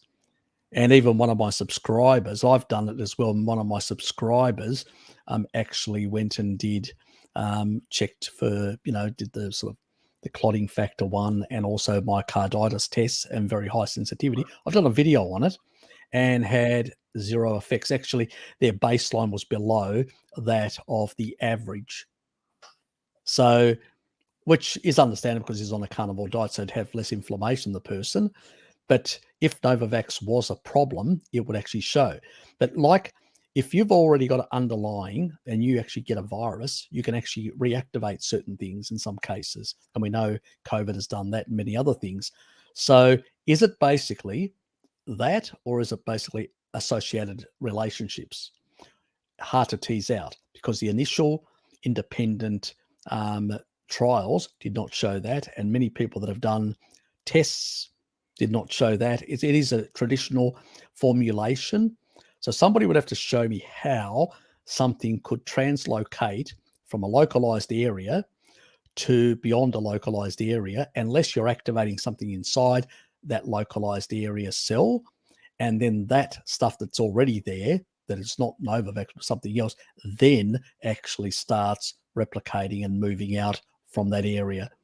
So that's a confounding variable. So it's really hard to determine what is cause and effect. And so these are, remember, observational studies. They're not experimental, and they're not basically in labs where they're actually testing and looking at all the different fractions and where the different protein structures are coming to validate what their source is causing these things. So that's a very important thing. And so at the moment, as I said, with Novavax, we still don't have, on paper, it looks pretty safe. On paper, it doesn't seem to be problematic. People that have done tests don't seem to have a problem. But at the same time, we haven't done the 5 to 7 year validation like we did traditionally. They're still basically experimental in a sense. But it's on paper, it's the safest of the experimental, so to speak.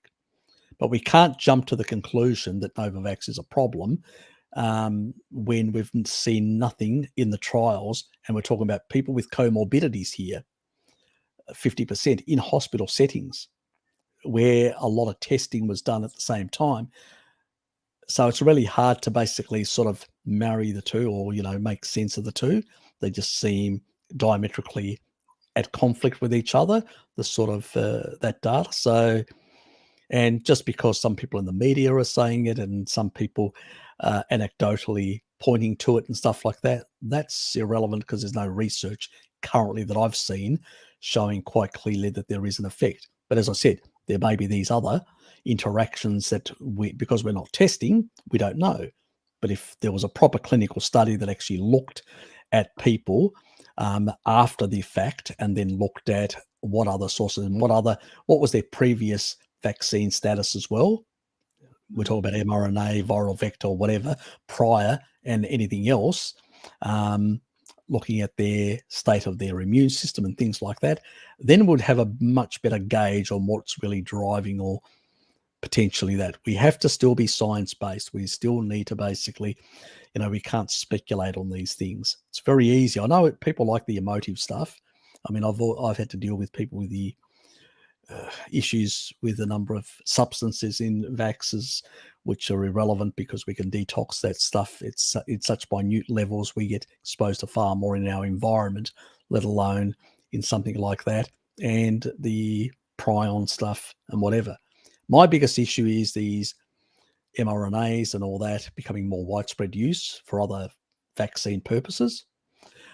because they're cheap, they're very profitable, and they tend to have these characteristics, which we saw in oncology, which tends to basically create far more pronounced immune derangements and effects, and sort of pushing the immune system into a more senescent state than we normally see by other things. So that's where I'm worried about. And if you're constantly taking many times over and over boosting and stuff like that, and you're increasing the senescence, you've got comorbidities, you've got an unhealthy system, you've got poor vitamin D status, and you're pushing you're aging your immune system faster and faster, and moving it from a state where you've got less naive T lymphocytes in your thymus and sort of within parts of your lymphatic system, and then you reduce and increase and magnify the cytokine T cells. This is what happens in older people. Older people age their immune systems. Remember, older people nowadays, tell me how many old people, they're eating kibble up until they get into their old age, or they're on drugs and kibble for most of their life, being managed.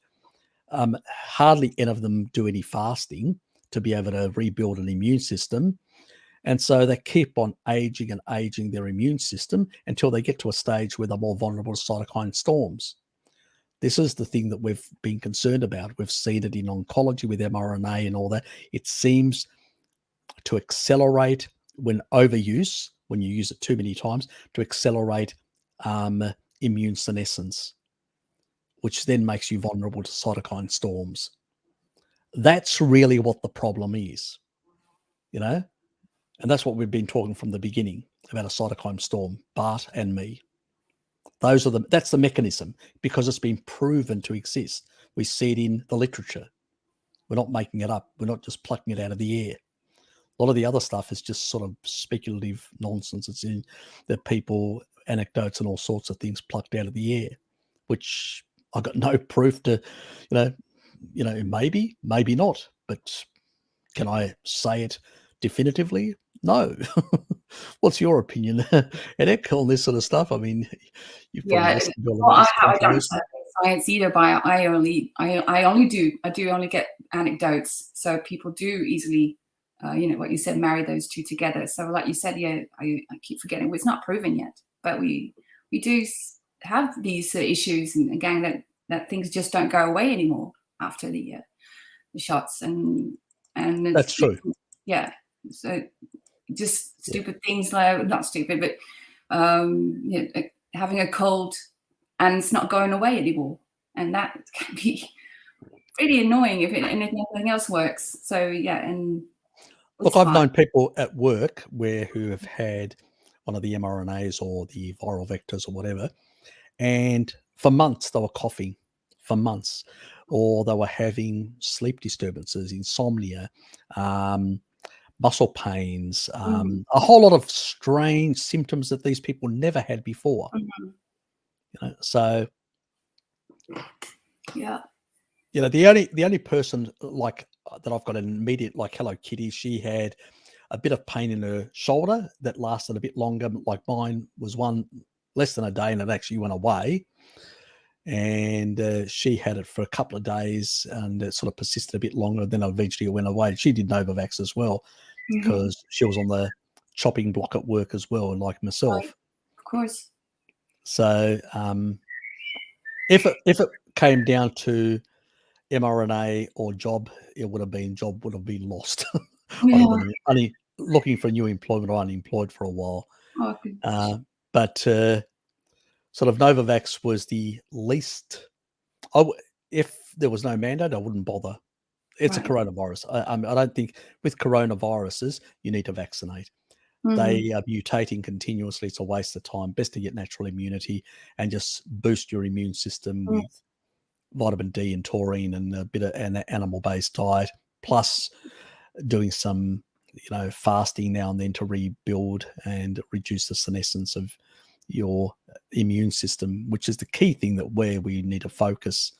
The rest of it's sort of bit nonsensical as far as I'm concerned. Okay. But It's like we say, we always say we keep the terrain strong so that the viruses. pretty much. Yeah. It's Always and that is the thing. I've always been a believer that while I don't subscribe to the terrain theory, but I do believe that it's a combination of that you need to have a good regulated immune system, but that doesn't guarantee. There's always going to be some. We know with the North American Plain Indians, some did succumb to disease. So it's, but also the so-called, postulate that all viruses are out there to kill you and knock you off and all that, and everything's lethal and sort of you have to destroy it. Not necessarily. Even pathogenics, if you boost your immune system, you can survive.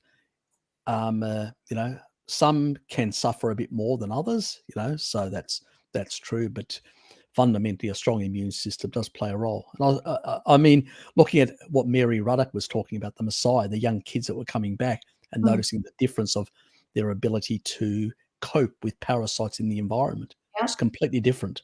It's true.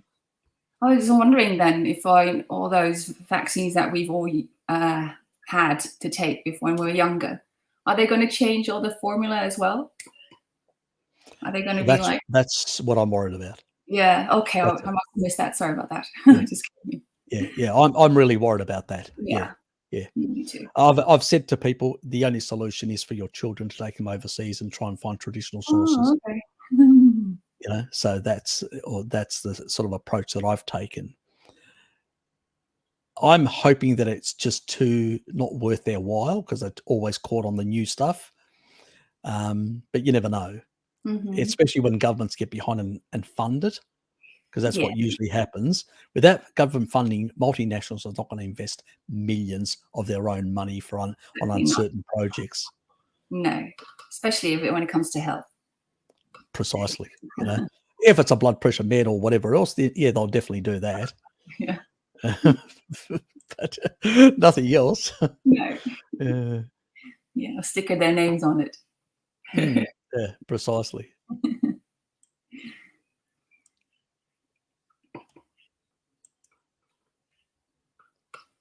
Leonardo, just as I said, try a bit higher doses, because you're saying you're struggling with a B1 like symptoms. Well, have you tested that you've actually got a B12 deficiency or a B1 deficiency?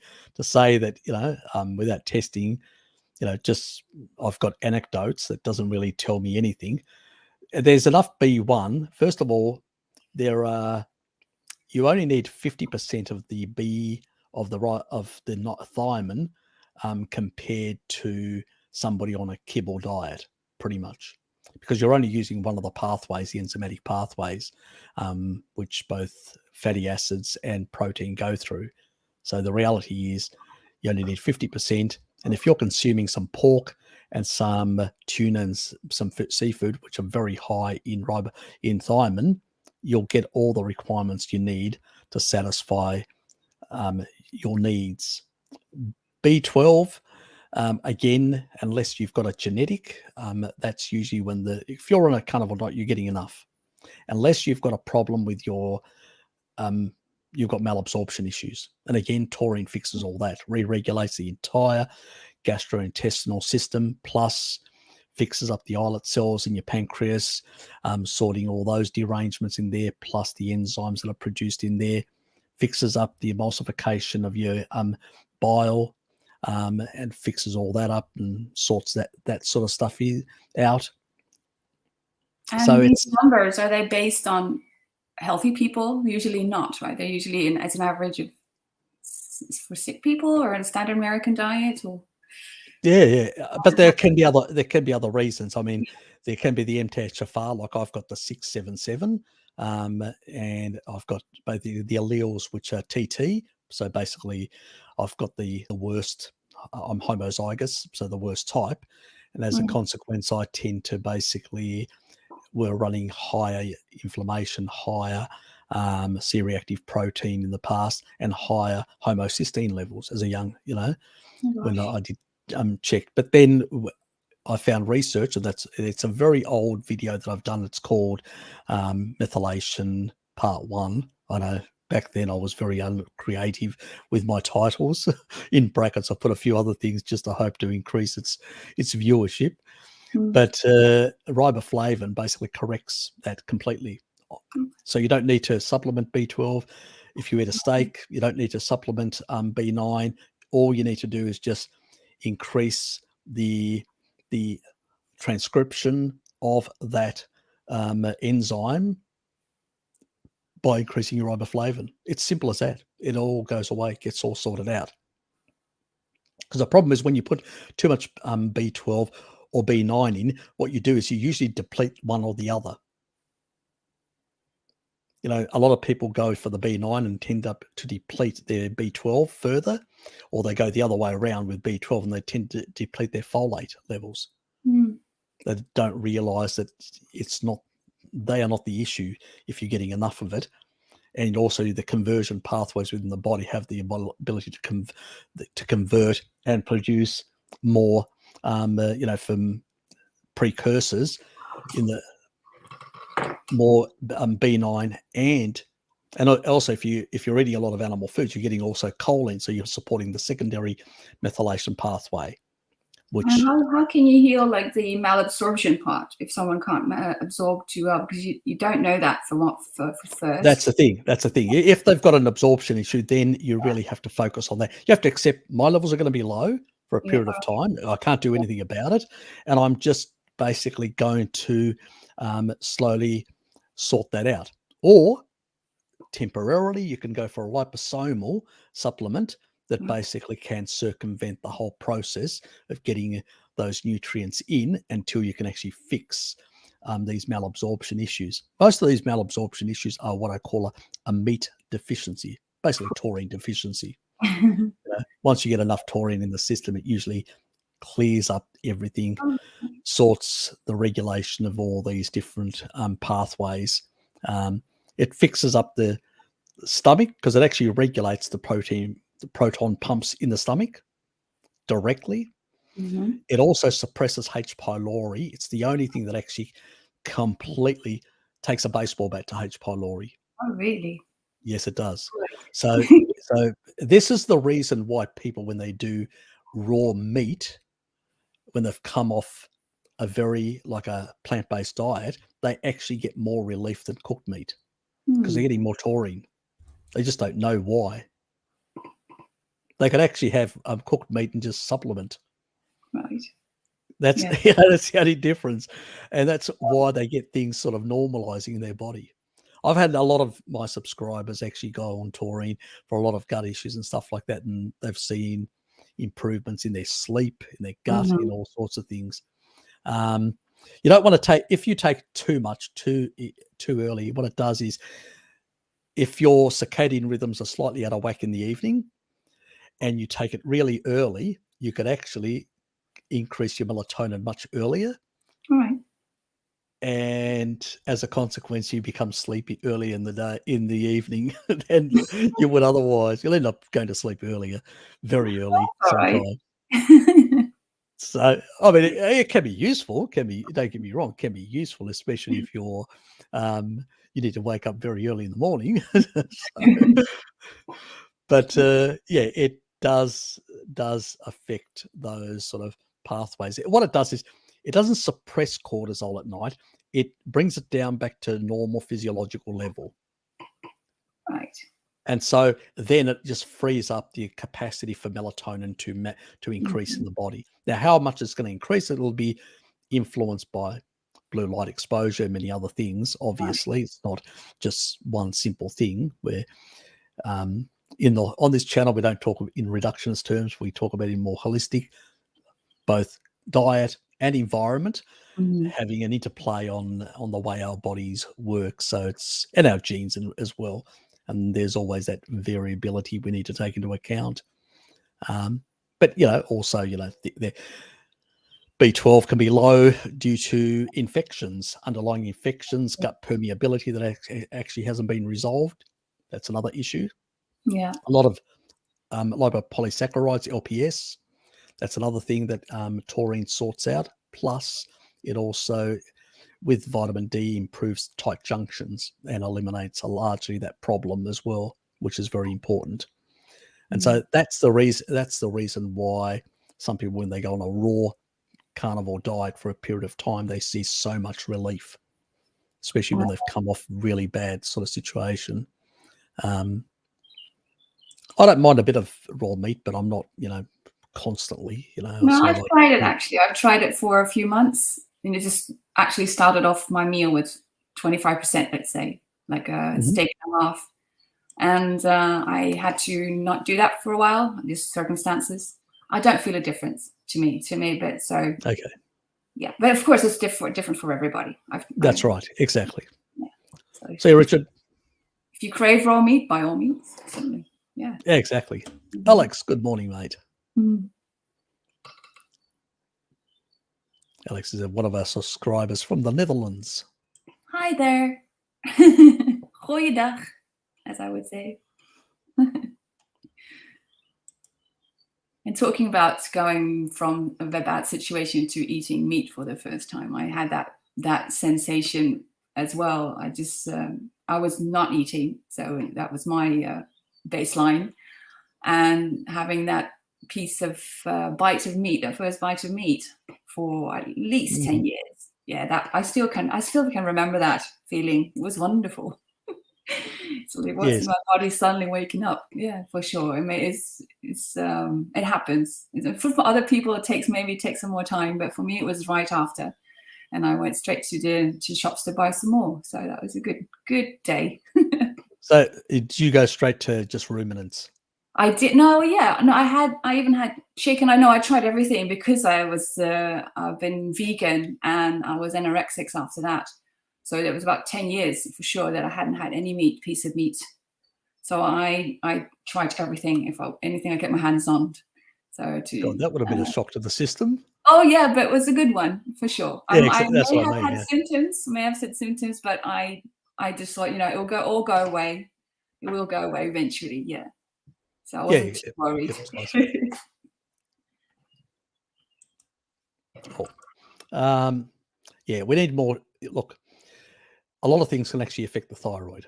A lot of things. So it's, one test doesn't tell you anything. If this continues, like down the track in a couple of months' time, do another test, and if it's either lower or just as low, and it's persistent like that, then come back and ask me some questions, or send me an email with your actual test results so I can go through them and see whether I can pick up something that may be potentially an issue.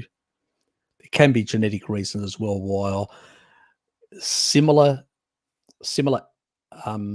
profile due to certain genetics may be for other different reasons. So it's not a one, like some people will sort of normalize, some people overshoot in one direction or another, and there can be a lot of different factors. It even can be environmental factors as well. Like, some people can be getting too many, there could be compounds in the environment. They may be more susceptible to fluoride. There may be a whole lot of raft of reasons why the thyroid is inappropriately being affected negatively. What they always what they are quite on about right now is be careful what you put on your skin as well, because that could influence. Yeah, okay. That's true as well. Yeah, that's true. There's a lot of the sunscreens and stuff like that can have a bit of a negative effect. So there are so many little things. Sometimes people they look at the diet or they look at certain other things, and they're missing all these other environmental things, which even putting something on your skin is an environmental thing because it's something coming from the outside, not being affected from internal proper functioning. So yeah, you're right. Well said. Thank you. Oops. However, my big issue is joint pain all over my body. No blood works detected any sorts of autoimmune disease. I started to question if it's my diet, eating tons of fruit every day. Well, it definitely probably is. You shouldn't be eating a lot of at all fruits whatsoever, Leonardo. Fruits are contraindicated. They're high in deuterium, so not good for your mitochondria, which is one thing. It's the worst carbohydrate you can consume, in my personal opinion, because of the high parts per million in terms of deuterium.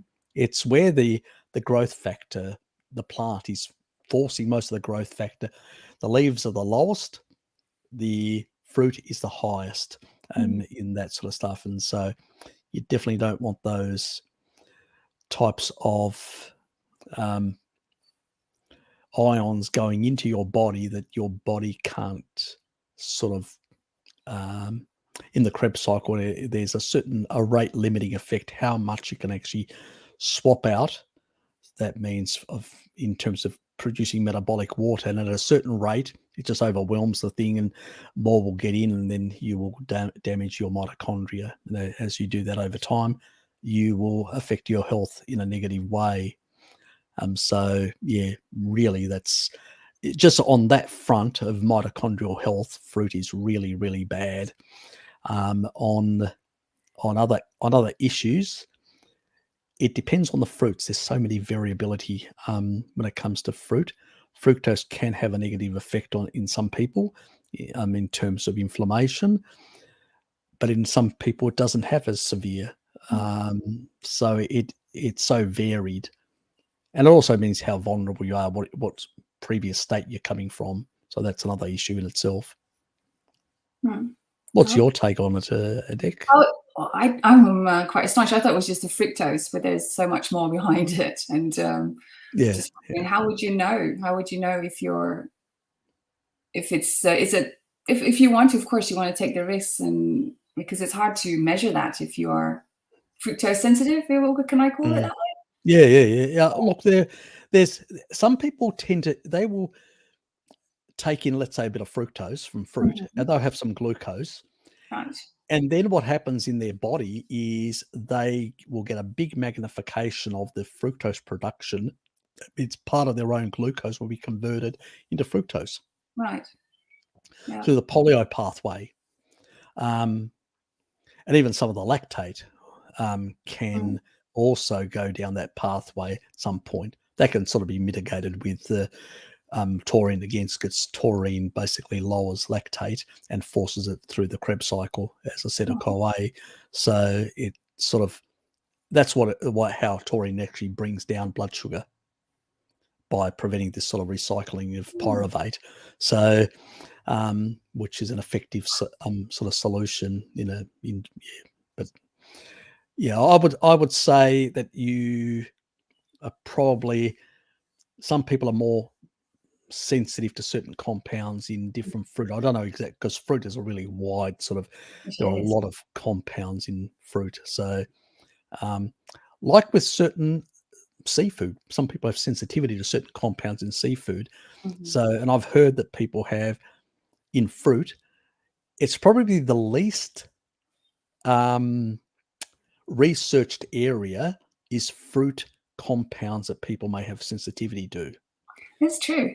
Even if just the basic list of allergies that everyone knows about, there's nothing. Yeah, there's nothing really in the literature. I don't think it's really, fruit's always been considered okay or good, and nobody's really actually looked at, are there any compounds in fruit that can cause problems?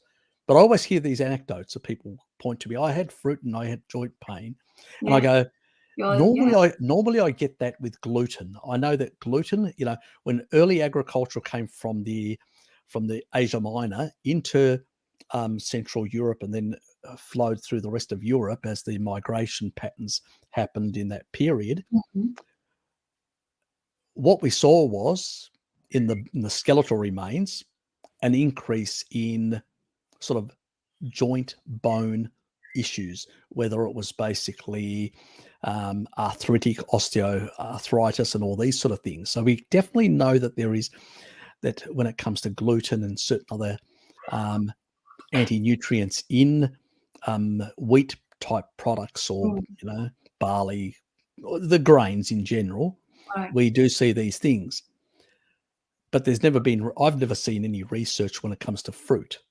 So, but I have heard so many people anecdotally always saying, Harry, I've been eating fruit. I've been doing carnivore generally, and then I eat a bit of fruit occasionally as a treat. And I'm getting these sort of effects. That's and awful. I really don't.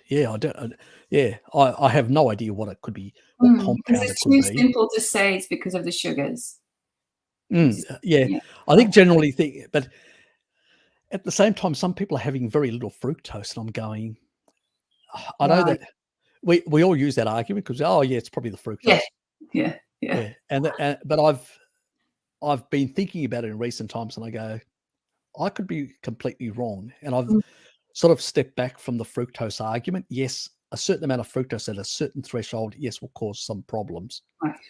But I've never seen any research where I've seen fructose cause fatty liver, cause other issues, some glycation factors and stuff like that. Could some people's proteins be overglycating? That's the only other thing that I can think of, because I can't think of any compounds.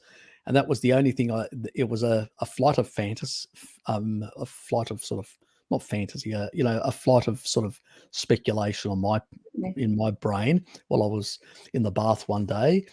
And I was thinking about it, and my sort of conclusion was that maybe some of these people that keep on telling me that they eat fruit, and they get sort of joint pain, shoulder pain, all these type of strange sort of things, that maybe some of these people, for whatever reason, I mean, Lustig usually says that if you've got higher resident time, like if fructose it doesn't stay for too long, it'll glycate 7 times. If it stays much longer, it'll glycate 10 times more in his recent research he's been talking about. What if fructose can actually stay even longer in the system for some reason is not cleared out properly, because there are lack of certain enzymes. We know that there is certain pathways within the liver, there's certain genetics that actually influence fructose metabolism, like alcohol metabolism. What if these things are not working as well for whatever reason? They, beyond what the literature says, even worse. And it's just something that it's just run under the radar, these genetics. And so these people have got less clearance. So they've got even higher than normal, physiological normal levels of glycating factors in their proteins. And so the more susceptible areas tend to be joints and stuff like that, where you're going to get this sort of thing. And that is sheer speculation. I've got no proof for any of that. This is what I'm saying. This is just a flight of speculative fantasy in my brain. Well, you should take more baths then, Harry. But that is a probability, a possibility, And the thing you said is under the radar. If it's true, if you think that seems logic, but if it's under the radar, nobody will blame the fruits. Precisely. Happening to these people, because there's not too many of them, or they don't even look at that way. There is one way of actually proving this, that Leonardo can do this test. He could basically remove the fruit and try honey. Oh, goodness. Something else, a different source of fructose. And so drying a different and if you got the same effects, then we know it's the fructose. It's not some compound in the fruit. So you have a washout period for a month, nothing. And then the next month, you basically try honey. So you stop, let's say today, and in a month's time, so you have a washout period for a month. So you really clean out your system. And then after that month, then you try honey for a couple of weeks. And if you get joint pain, then we know that that is probably the fructose, but then it's a question of, then I would actually say, now we have to work out, is there something about it's 2 possibilities. Is there something about the fructose that we've missed? One possibility. And is fructose, some compound in fructose, basically causing these problems, something that we've missed on the one hand? Because most people that are studied are on SAD diets. There's so many variables, you can't work out what's driving anything in terms of pathology, symptoms, and all that. So that's one possibility. The other possibility is that it's genetically based, so that your certain genes are all in alignment in a certain direction that really affect fructose metabolism. And then so you have poorer clearance in converting that fructose into fat. It's staying in the system for longer and glycating those proteins for longer and causing that issue. There's a way of working that out, is basically doing some sort of test to see how much circulating fructose there is and how much in the system in comparison, and then looking at the literature and saying, how quick should the clearance happen? And if it's not happening, then you can say, okay, that person's probably got genetics that are not clearing it properly and it's staying in the system, and that's the problem. That's how you could basically do a sort of a mechanistic study to work out how this potentially, so that was the sort of, yes, maybe I should have more baths. Well, I hope he feels better if he's already reduced or cut out all the freeze, that he doesn't have much pain. Yes, hopefully he's wised up with that and definitely moved away. Asha, what's the pros and cons of using EURASIA versus S. bulgaridi for fixing gut problems like diarrhea, IBS symptoms on Carnivore, but still some bloat and gas? EURASIA, the specific strains, which is DSM, I'm not going to get it right, 19, no, I can't remember, it's 7 something or whatever, which is that Swedish strain, that actually has been proven to basically reduce C. diff, which is quite a nasty thing to get rid of, and tends to basically sort out a lot of these pathogenic bacteria that are persistent in the system. It also can lower things like H. pylori. It can actually also reduce candida. So it does a lot of things, but especially that variant. Now, you don't get much in the supplement. So what we do is, and that's NecroKitty really worked this one out for us. Thankfully, she basically got the supplements and actually put them in a kefir and increased their amount, and actually got the results she was looking for. So she was able to really reduce a lot of those pathogenic bacteria.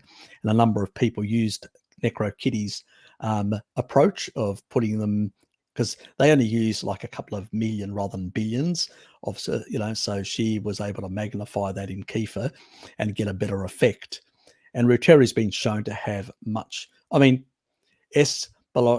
always have difficulty pronouncing these things. Anyway, but Bulgaridi, and even the bifidobacteria stuff, they don't have a strong effect in sort of sorting out pathogenics in the gut. Now, in terms of dysbiosis, IBS, diarrhea, and all this sort of stuff, the effects of the gut microbiome motility, and also the bile synthesis and recycling and stuff like that, sometimes it can be your gallbladder issue, and there it's not only, you may need to use something like milk thistle, choline, and taurine to sort out both the functioning of your liver and also the functioning of your gallbladder and your pancreas as well. So, because they are all tied together, the ducts do come through the pancreas, and there can be, for a number of reasons, derangements within the pancreas that can actually affect upstream in terms of the gallbladder and liver. So they're all interconnected. And the only compound that we know in the literature that actually regulates all this and actually improves the functioning of all these organs is taurine. So, which basically is meat, but unfortunately our meat supply, the way it is now, has much diminished levels. And also we're not coming from an ancestral state. So we need more to regulate these things, and then we can go to lower amounts, unless you want to become a muscle head and you want to inhibit myostatin, and then you take higher doses just to build more muscles quicker. But that's a different thing. That's just for the bodybuilders that come to this channel. For maintenance, that'd be good though, Tori. Yeah, it is for maintenance. It also is important, like elderly. I've got my dad on it. I've got him on leucine, and because he eats meat, but not enough, in my opinion. So I put him on leucine. I put him on that. So he's rebuilt his muscles, which is good, so he can impress the old ladies at the Greek community, as I say.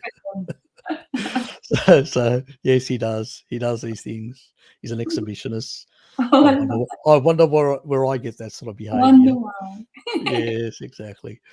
So we do still see that we recommend HCl and oxbile for liver and gallbladder dysfunction, I want to call it. Is that still, what do you think about those things? Look, I think in the early stages they're useful, because if your bile ducts are full of sludge and your gallbladder is not functioning properly, well, you still need to basically absorb nutrients. And so, yes, it's a good idea to basically use a bit of that, but it should not be a crutch where you end up using it. It should be a short-term solution, and you really have to clear out. You have to sort out your liver and your gallbladder and potentially your pancreas. And the quickest way to do that is with high doses of taurine. As again, if you're on lithium or meds like blood pressure meds, do check out my video that I cover that on how to lower those and move towards greater taurine levels while you're reducing those, because it does lower blood pressure, and it can be an issue for people if they're on high blood pressure meds.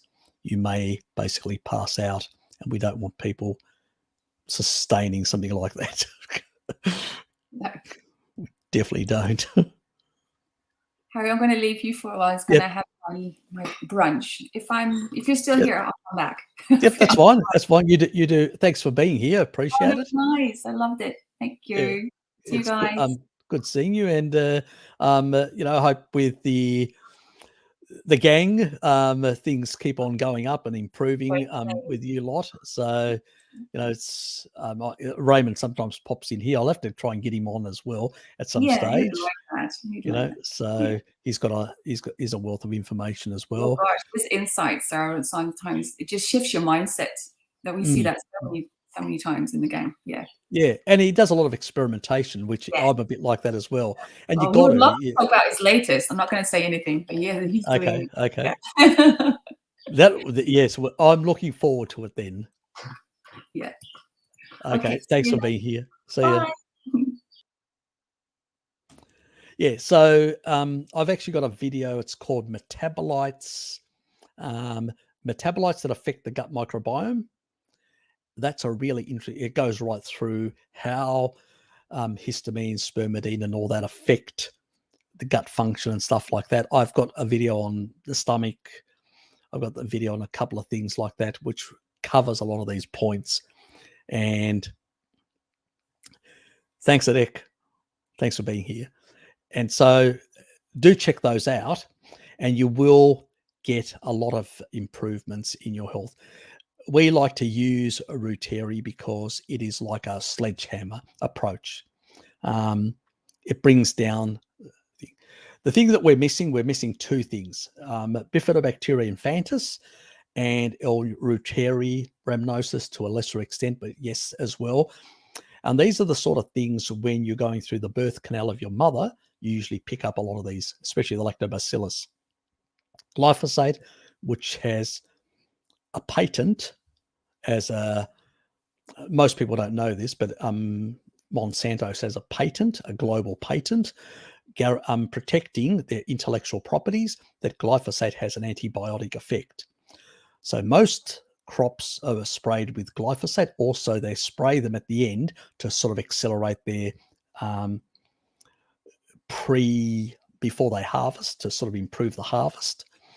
So you end up getting a higher dose. Most people do in the food supply nowadays, especially if they've been on those sort of species inappropriate foods for quite some time. and they would have really deranged their gut microbiome by constantly. It's like a low dose and an antibiotic every day. So just think of taking antibiotics every day at a very low dose. It's going to have ramifications to your gut microbiome.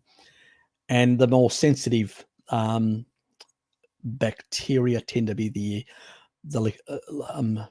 bifidobacterias, in particular the lactobacillus, all the different strains, and they're very important for a lot of functions. We don't have a lot of lactobacillus, but we do have a certain proportion. And when we do lose them, there is speculation by some people in academia that up to 90% of L. reuteri, all strains, that is not just this specific strain, and also Bifido infantis, doesn't exist in North American populations anymore. In tribal populations, they do exist, but not in North American. Now, as far as other populations around the world, I've got no idea. And they are strongly associated with controlling pathogenic bacteria, and also influencing through the vagus nerve, because there are some pathogenic bacteria that can actually move up the vagus nerve. These two buggers can actually control some of these pathogenics from being able to move up the vagus nerve. So not having them, I'm not claiming that a lot of the sort of state of affairs of dysbiosis, anxiety issues, and a whole lot of others that are due to missing of these, but it's an element within the mix, so to speak, because we don't have any concrete research to make that claim. The other thing is also your appendix, which is like a cecum, is your storage of your original, because I know Asha is new to this, so I'll give her the full spiel. Your appendix is where your gut microbiome resides. So you can actually rebuild your gut microbiome from your appendix storage of that original one that you would have got when you came out of the birth canal of your mother. So how do we do that? 10,000 IUs of vitamin D or out in the sun, plus B complex, but only for 3 months, because pantothenic acid stores. I've done a video with Bart K, but his channel's down at the moment, so I can't even tell you where to go and view it because it's not available at the moment. I may have to do a separate video. It's old research that shows it can store, but if we get too much, it affects this area of the brain in the back part, close to the reptilian brain, and it does have an effect and can cause insomnia if you get too much buildup of basically pantothenic acid, so B5, so to speak. So we don't want to be taking it for too long. Now, these beneficial bacteria exchange B vitamins. So they do produce some B vitamins in the gut, and they do exchange them. So we need to basically encourage them to grow. So we need to basically put in a B complex of 50. Make sure that it's a good quality one. There's one on iHerb that I usually recommend. It's got a whole lot of other things in there. Let me see if I can find it.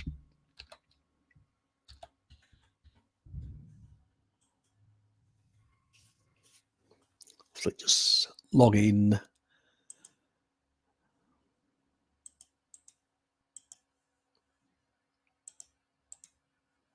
That's the taurine that I usually, what is it doing? We'll get sign in.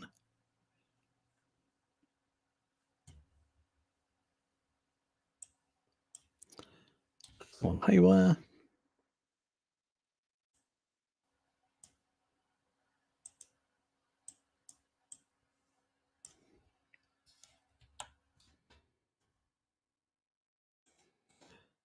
That's the only taurine that I recommend. It is also on Amazon as well, and in Walmart. So you can find it in Walmart as well. I don't know whether whoever's got access where they are on the planet at the moment.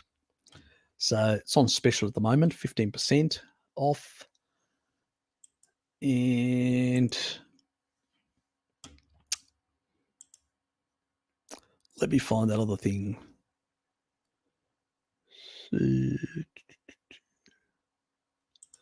My list.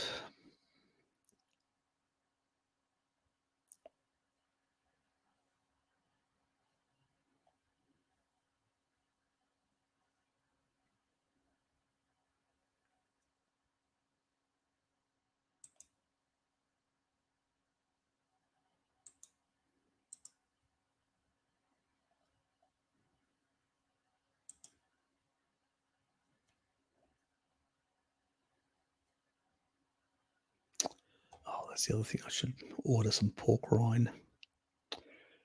Forgot to do that.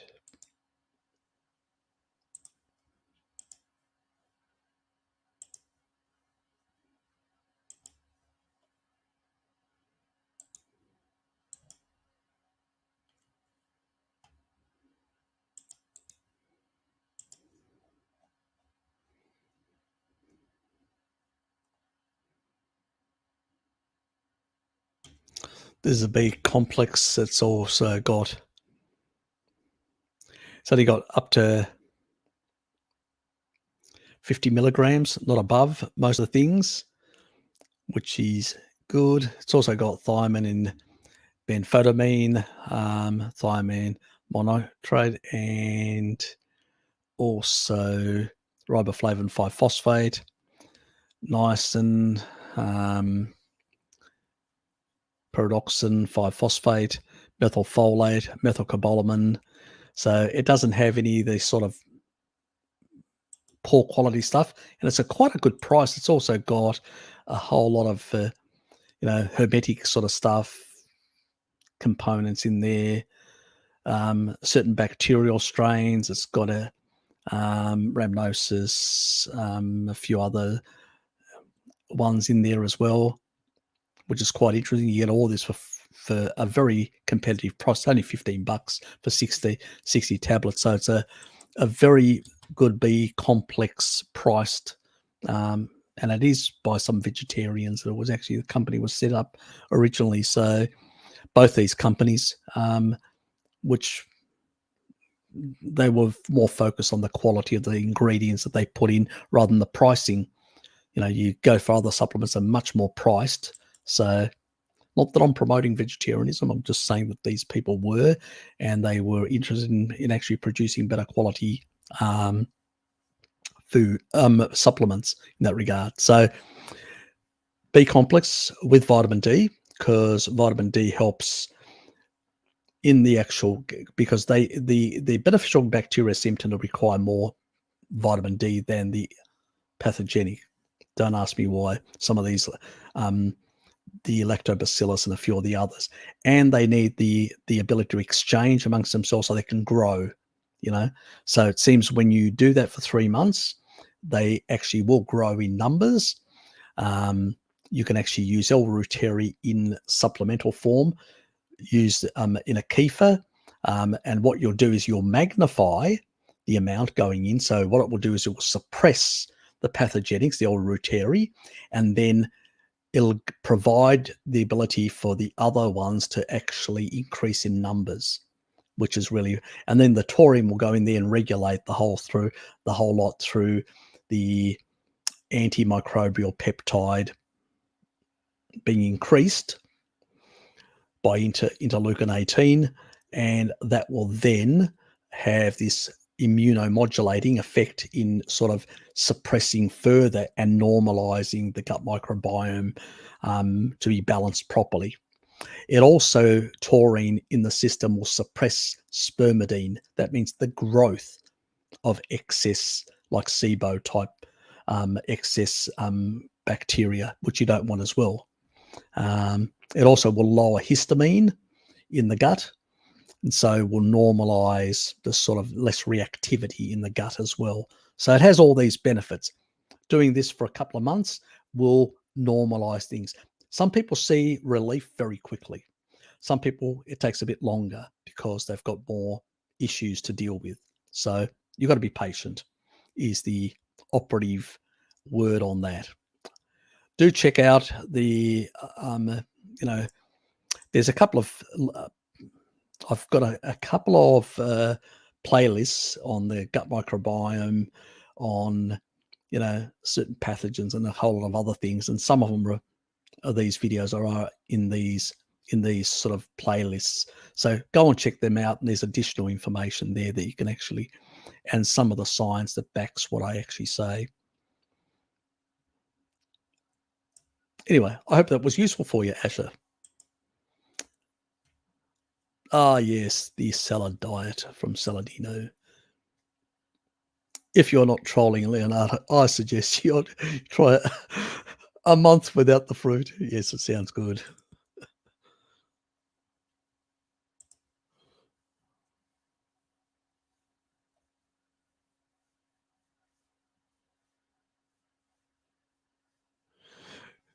Okay, good. Yes, it's good to possibly to get rid of that. Would be a good idea. Yes. Do consider consulting with Pim Johnson. She's one of my featured channels. Just check on the featured channels, Pim Johnson.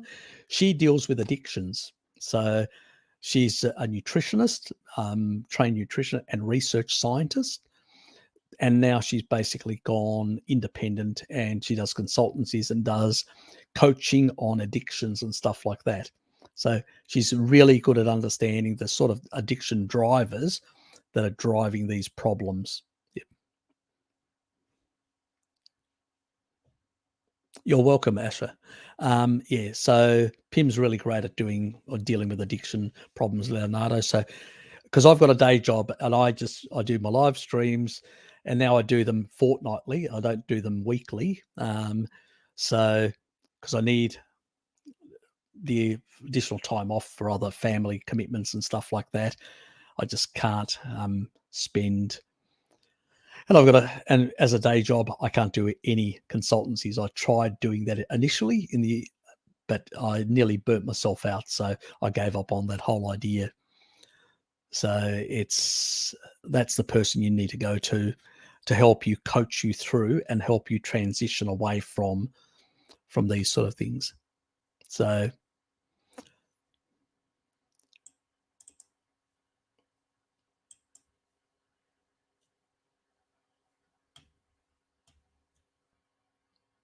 yep, and taurine fixes that as well if it's low bile. But because cysteine actually does produce bile, but it produces not as much. And so where taurine produces the right amount that is required, no more, no excess, and no too little. So it fixes that problem very fast. But thanks, Alex. That is true. And low stomach acid, yep, taurine fixes that as well. Re-regulates it, which is the best thing. You don't get too much, you don't get too little.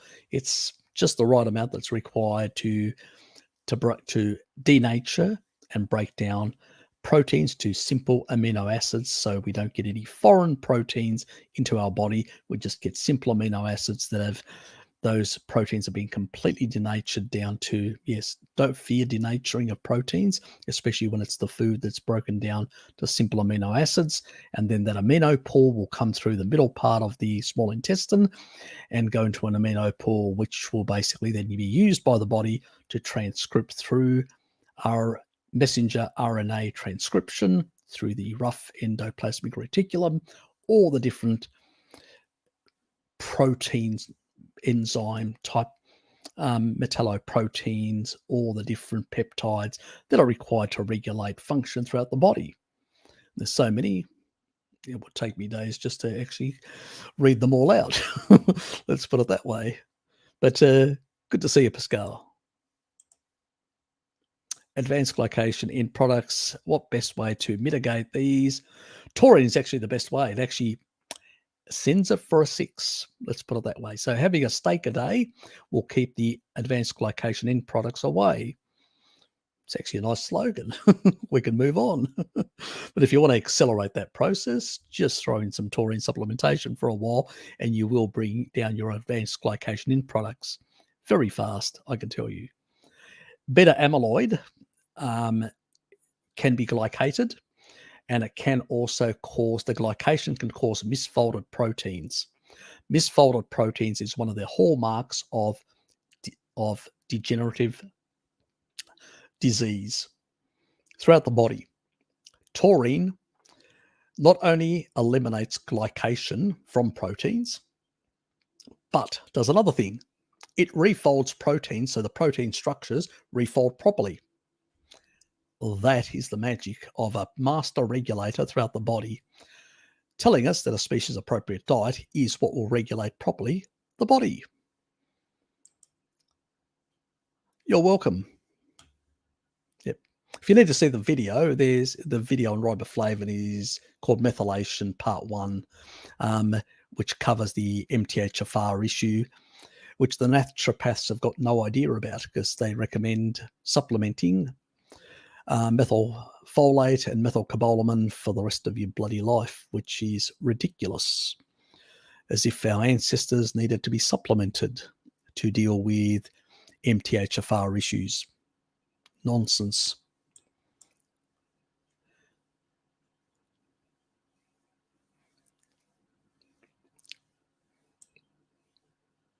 It is, a transition. Yes. He's learning.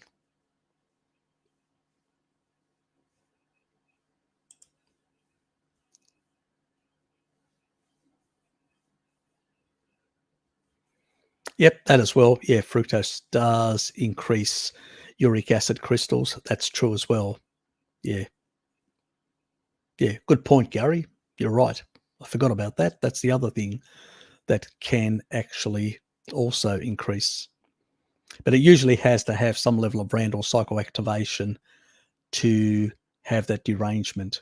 It also, that uric acid crystal thing, you can actually lower uric acid levels through taurine. Taurine actually regulates at the kidney level to prevent excessive uric acid in the system. It actually can lower it. So, yeah, as I said, it's a master regulator. It determines how much through, because it's actually working through those nephrons, how much gets dumped, how much gets recycled back in the system. Remember, about 70% of your ATP in the kidneys is there to recycle uric acid and sodium. And the rest is for the other minerals and other stuff and filtering proteins and whatever else.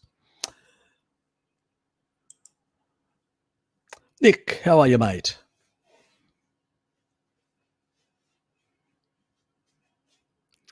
Fruit is approximately twice as sweet as glucose. So probably the worst approach of weaning away from sugar addiction. Yes, very, very much so. Well put. Yes. You know, a potato is far less sweeter, and, you know, you can only eat so much. It sort of blunts. Anything starchy is going to be less sweet. That's true. Actually, even Lustig noticed that when he did these.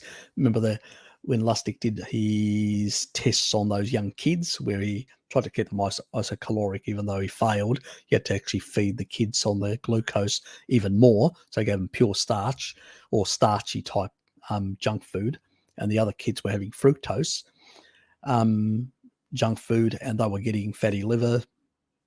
Yeah, because it uses the same pathway as alcohol, so it produces fatty liver. But one thing I don't think Lustig is as aware, because he actually showed you get rid of that it eliminates the fatty liver once you get rid of fructose. But the thing that he missed is that choline can actually export fat out of the liver and can eliminate that problem that's in animal foods. So not many people know that, even in our community, unfortunately. Look, everybody, don't, I did something similar. So if you're stupid, so am I. We all basically do. We hear things and, yeah, we do things. So don't. What I did, I was pouring seed oil down and destroying my mitochondria for years. So I did plenty of damage, and it's taken me 12 years to sort of recover from a lot of the damage. Believe me. So, yes, this guy's was far more foolish. So don't knock yourself over the head. Yes. Hello to you as well, Nick.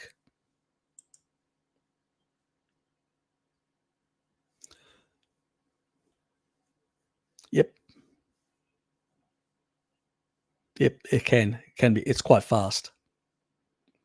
And because it does actually derange, it actually also increases MMPs as well, matrix metalloproteinases as well.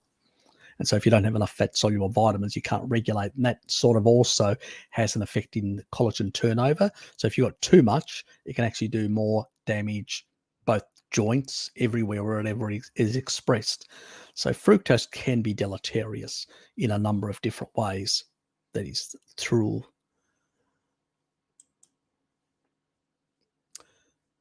I follow Salad Boy for the curiosity, but seeing his plate now, it's insane. Yeah, I know.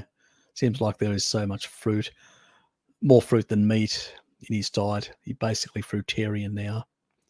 Yeah, look, I haven't seen anything recently of his, so I can't comment, but I wouldn't be surprised. Yeah. And he's got no idea about deuterium either, so he doesn't realize that the high deuterium that's in the fruit that he's consuming is also damaging his mitochondria. He's just lucky he's in a tropical area where, because you can actually deplete about 12 parts per million per hour out in the sun, he's in a tropical type environment, he's getting better exposure than most of us to, deuterium depleting sources, being from the sun's, the photonic energy that's coming through. And it also getting additional energy via complex 4. So, yes. So there are some things that can mitigate sugar consumption if you're in the tropics, in comparison to somebody being further away from, into a higher latitude or a lower latitude away from the actual tropics. You will basically have more deleterious effects in terms of, because you don't have the deuterium depleting effect of, solar radiation. So that's another issue in itself that can be, to some extent, mitigated. Being somebody that consumes more fruit in the tropics is less deleterious than somebody consuming the same amount in a colder climate. It's all about deuterium depletion and metabolic water production through the Krebs cycle. Very interesting stuff, which I've talked about before. I suspect at some stage you'll look at some of my older videos and content, and you'll hear more about this. Anyway, I've been reading some stuff about fructose being as harmful as glucose. Definitely not as harmful as glucose. Worse, it is 7 to, if it has longer resident time, up to 10 times more glycating. Yes.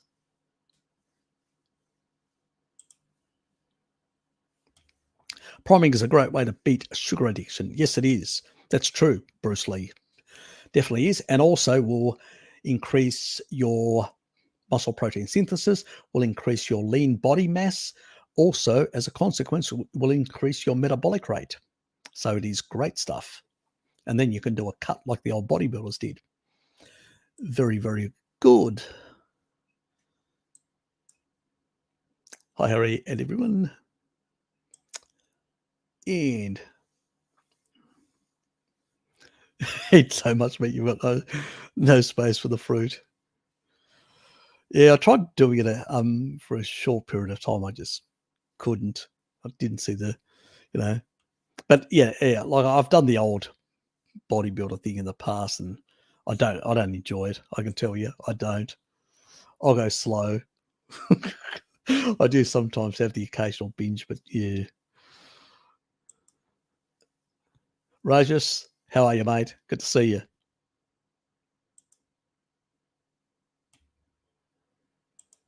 Oggy, how are you, mate? It's been a while. Where have you been hiding? So fermented bread is basically multi-dextrin protein and mineral levels in grains are too low to be relevant. A diet of meat plus body doctor should be basically the same thing as what was traditional.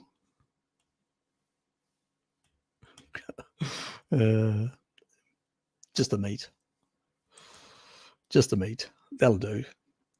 I have learnt a thing or two about the Randall cycle in the low carb, down under on. I feel lots of experts don't know about it. Even Paul Mason is a Randall Cycle in the education system.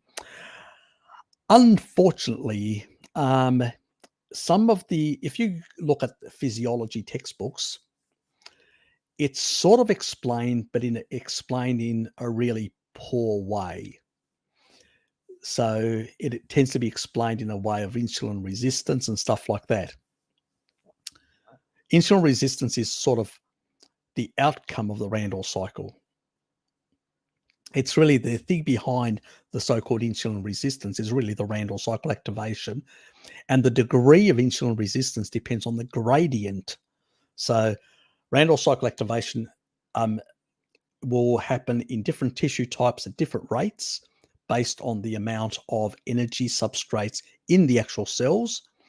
And then when you get excess, those receptor sites, the GLUT receptor sites, and also the CD36, they'll get down-regulated because the cell's trying to protect itself from excess energy coming in, because there are rate-limiting enzymes, can only do so much.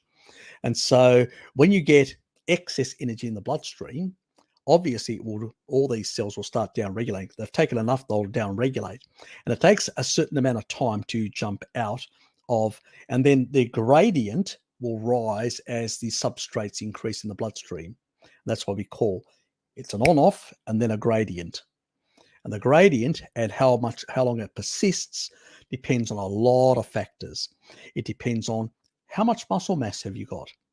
So how quickly can you take out of the bloodstream, the glycogen? One. Second, how quick, in terms of all the lipoprotein pathways and transcription factors that are involved, how quick can you basically deal with circulating fats? So all these things will affect, to a different gradient, the Randall cycle activation and deactivation. So once you get to a certain level, the cells start starving, and the more and more starving, and the levels come down, the gradient starts dropping off. And sometimes due to hormonal things as well that are at play, that Randall cycle could last for a bit longer and be systemically, which is in the whole body, deactivated up to 3 days potentially. So it depends on your lean muscle mass and your physical activity, how quick that will happen. So if you're sedentary, it may take up to 3 days. So, if you're not sedentary, it may happen much earlier. So that's where exercise, it's not that exercise actually reduces fat weight. It's that basically it ameliorates the Randall cycle much faster. That's where the health benefit comes from, because it's taking out the substrates much quicker out of the bloodstream, allowing the cells to upregulate those receptor sites close to the cell membrane and actually go, oh, we're here, give us more nutrients. So, yes. Yeah, a lot of these people don't really understand the Randall cycle. That's why they're still arguing. You've got one camp that's basically on the low fat and one camp on the low carb, even though the low fat one will cause you a lot of mineral,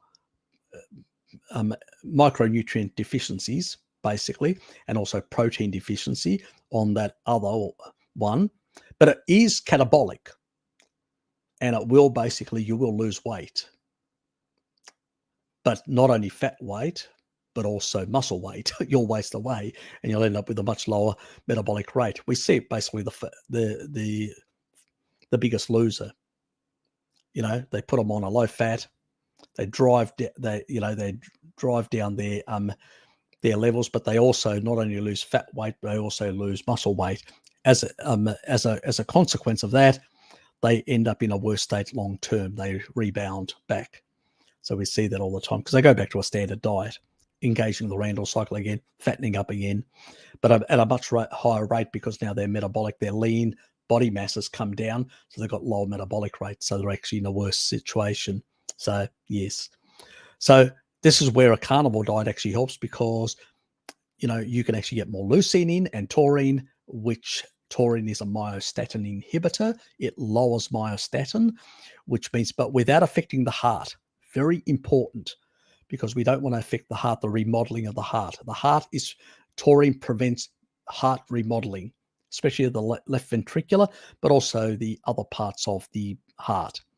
So as a consequence, you can actually safely lower myostatin and get a boost in muscle protein synthesis, bigger, more muscular, sort of, and by adding more meat in, you're actually putting in more leucine and you're magnifying the effect. So that's where the magic comes from, which means eventually you increase your metabolic rate, and over time you will lose fat weight.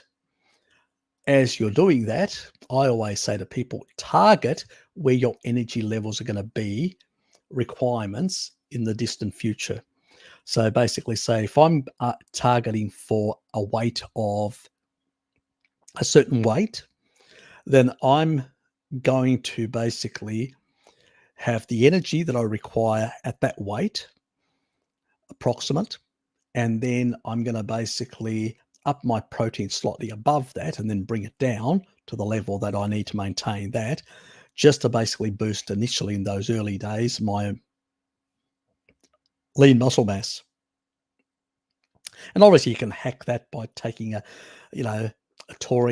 more taurine and taking a bit more leucine, just a biohack that to increase the muscle mass, so to accelerate the metabolic rate, to lift the better metabolic rate higher, which means it'll actually force the body to use more energy. So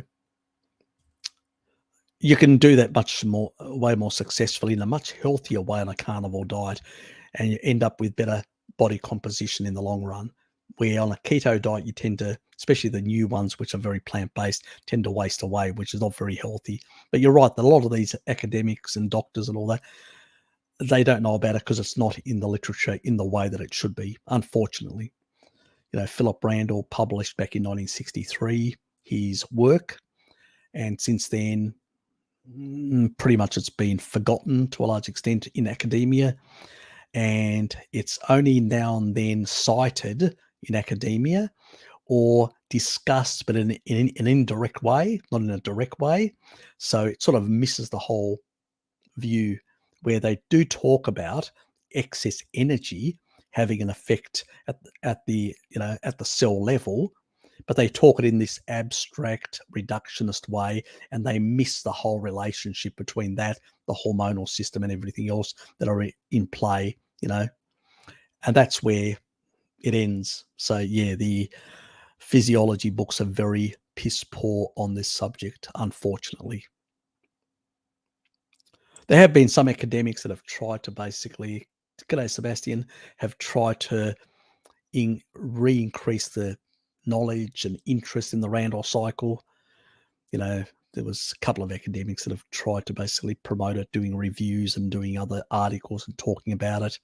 But still, it hasn't getting the traction, because remember, we're pushing the calories in, calories out nonsense. And as long as you're pushing that, we don't want to know about all this stuff, because if you're in a kibble culture controlled by the food industry, they want you to believe the nonsense of the calories in, calories out. They don't want you to know about the Randall cycle, because their foods are highly palatable. So what do? They put a whole lot of sugar and fat in there to make it very highly palatable. They are actually hijacking our system. Our system once knew that seasonally there was sugar. We used to combine it at the end of the summer when there was a lot of fatty animals that had fattened up through the summer. And then you had a whole lot of fructose that was available seasonally. And you would combine fruit with animal fats at the same time, engage the Randall cycle, fatten up. And then through the lean winter months, you would have enough fat stores on your body, like a lot of tribal people have. You can actually see them in those periods. They will actually have a bit of fat on there. They'll have a bit of fat over their,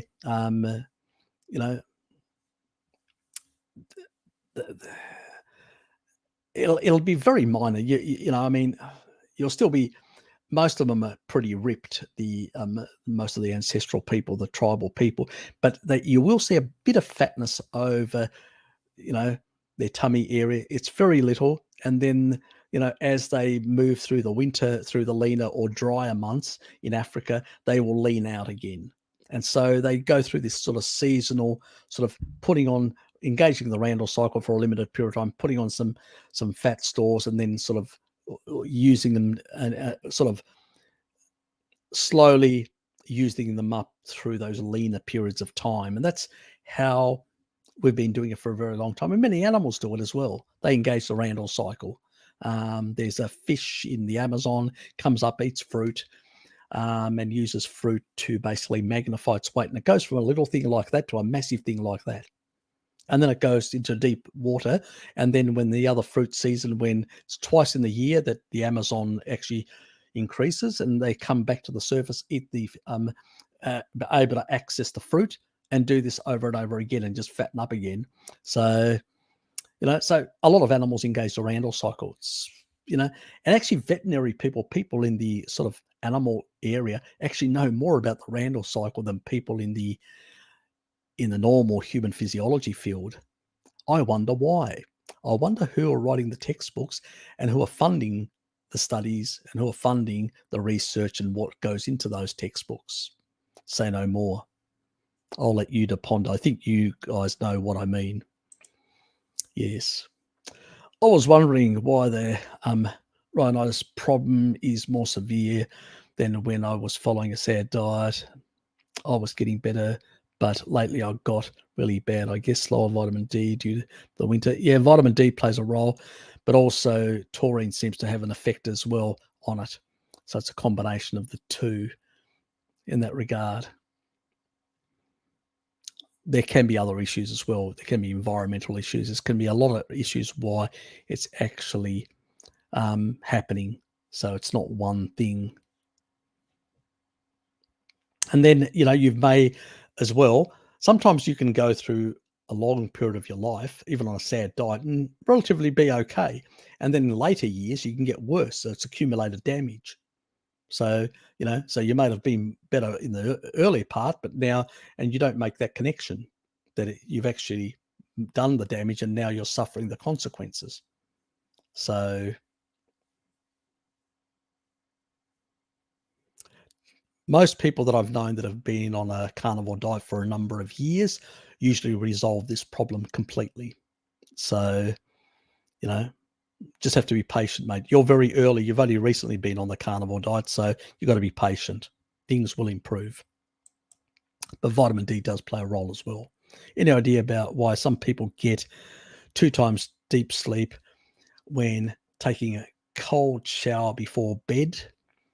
Our ancestors basically used to sleep in a much colder environment.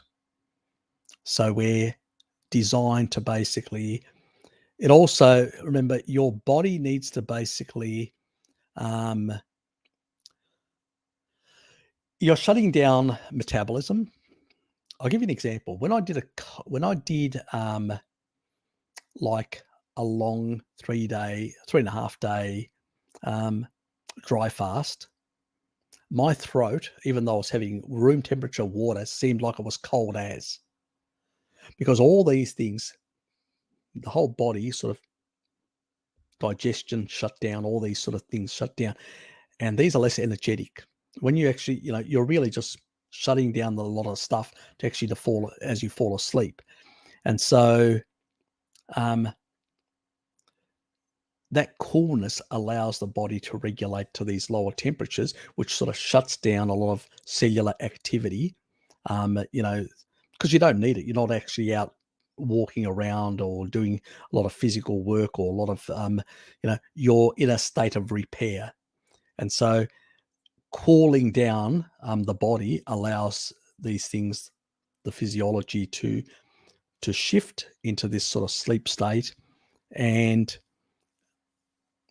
it allows you to also better repair, and you get better sleep as a consequence. So we're designed to basically sleep in a cooler state. we've been doing it from thousands and thousands of years. So our bodies are designed to function in that way. So it's you're basically even your general thermic state actually comes slightly down within your body. So you cool down. So if you're actually basically forcing it up by using a whole lot of blankets and stuff like that, it makes it harder to sleep. So yeah. So when people it helps them, so as other people will just sleep in a cooler environment, like a cooler room. I actually have in even my bedroom where I sleep, I have the window, even in winter, slightly open. I know people go, in Tasmania, are you crazy? I sleep like a baby. You actually sleep much better in a cooler room than in a hot room. Anybody knows that. I've struggled to sleep if I don't have good air conditioning in the tropics. So whenever I'm over there, so yeah. One way is having a cold shower, and I've done that in the tropics where the air conditioning wasn't working really well, and the only way I could actually get to sleep is have a cold shower and then go to sleep. So I just toweled myself off lightly. I still had a bit of cold, there was a bit of cold moisture on my skin, and it really allowed me to sleep much easier. So yeah, so we're definitely designed to adjust to those night type states, which is quite interesting. I mean, if you ask people exactly why it is like that, the nitty gritty, we don't know. See, we don't have as I say to people, we don't have a Star Trek sort of device. I put you in and I can actually analyze every gene, everything that actually the way it works and all that. We don't have that level of knowledge, Fleming. But what we know is anecdotally and from research generally that when you cool the body, you're able to sleep much easier and better and deeper. So there's good research. We've done it. We've done the research. Exactly why? Now, obviously, there's the sort of idea behind it is that you need to sort of bring down all that cellular activity to basically so you have to cool down the body to bring down that cellular activity in order then for the body not only to sleep but also to as a reparative, at night there's a reparative sort of state that actually happens as well. Your melatonin increases. That melatonin also means that it also has an antioxidant effect. It will repair the mitochondria, which means that it will improve your mitochondrial function, your energy function, and your reparative function. So there is a relationship between that. So obviously, why exactly our bodies do that, we don't know. It's like, what does a bear hibernate? We know it hibernates. We know it does certain biological processes happen. They've actually gone into dens and actually prodded to see what's happening inside the. But exactly why, how did it evolve with those characteristics? We know how it happens, but not why it happens. That I can't explain because we don't have any research, but we know it does happen. So, and we know people get better sleep when they're in a cooler state. So that's why a cold shower works, because it cools you down and allows you to be in a cooler state, sort of a more rapid artificial way you're doing it. Or you can have an air conditioning unit that's actually running at a slightly, to cool down the room or, whatever else, or sleep naked, whatever, will lower your body temperature to allow you to sleep better. It's interesting. I would really know why. I would really love to know why, not just how it happens and why it happens, as they've done these clinical research where they've put people in these rooms, sealed rooms, and they've monitored them as they sleep to see, sleep scientists that do this sort of stuff. But exactly why these things happen, it's like why do bears hibernate, and specifically at a certain temperature and all that. We know it, whatever their temperature is. I don't know exactly, but why is it? We don't have that part. Maybe in the distant future, we'll be able to unravel the intricacies of why, we still have a very reductionist way of viewing the body. There could be a whole lot of reasons why it's happening. My speculation is sort of cooling down to lower some of the cellular activity to provide more reparative capacity, and also the mitochondrial repair through melatonin. And so if you've got a lot of cellular activity, you're generating ROS, more reactive oxygen speed, more damage. So you want to lower that temperature. You want to lower reactivity in the body so you can allow it to sort of repair better. And so that lower temperature sort of facilitates that. That's how some people view it, how I view it. But is it exactly like that? Don't know. Does the lower temperature affect, at a quantum level or subatomic level, particles, the way they move? Does, because at different levels, we're having different relationships and all that. So I think we still just have touched the surface on the whole question. But it's interesting. I'm always looking and trying to find out below that level. So at this stage, I sort of view it as a reparative method of lowering ROS in the system so you can actually repair better. But I would like to know what is happening at the subatomic level and whether that has a bearing on it as well. So that would be interesting, but that's for biophysicists to do that research and sort of let us know exactly what is happening in the sleep state. I haven't seen any research. If anybody's seen any research from a biophysicist who has actually looked at subatomic behavior within somebody, so quantum biology we're talking about now, subatomic behavior in a sleep state, it would really bloody interest me. So if anybody does come across anything like that, do please email it to me. I would love to check it out. Anyway.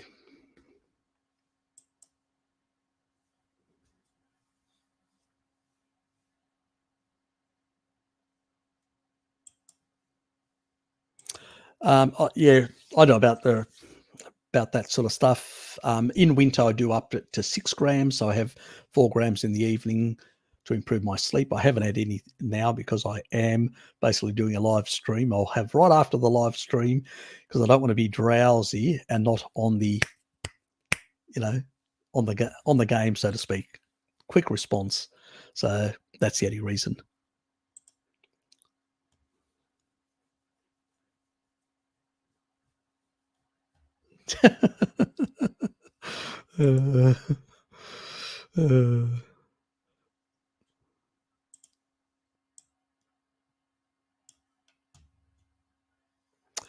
Yes, no blood pressure and lithium. Lithium is taurine actually holds onto lithium, and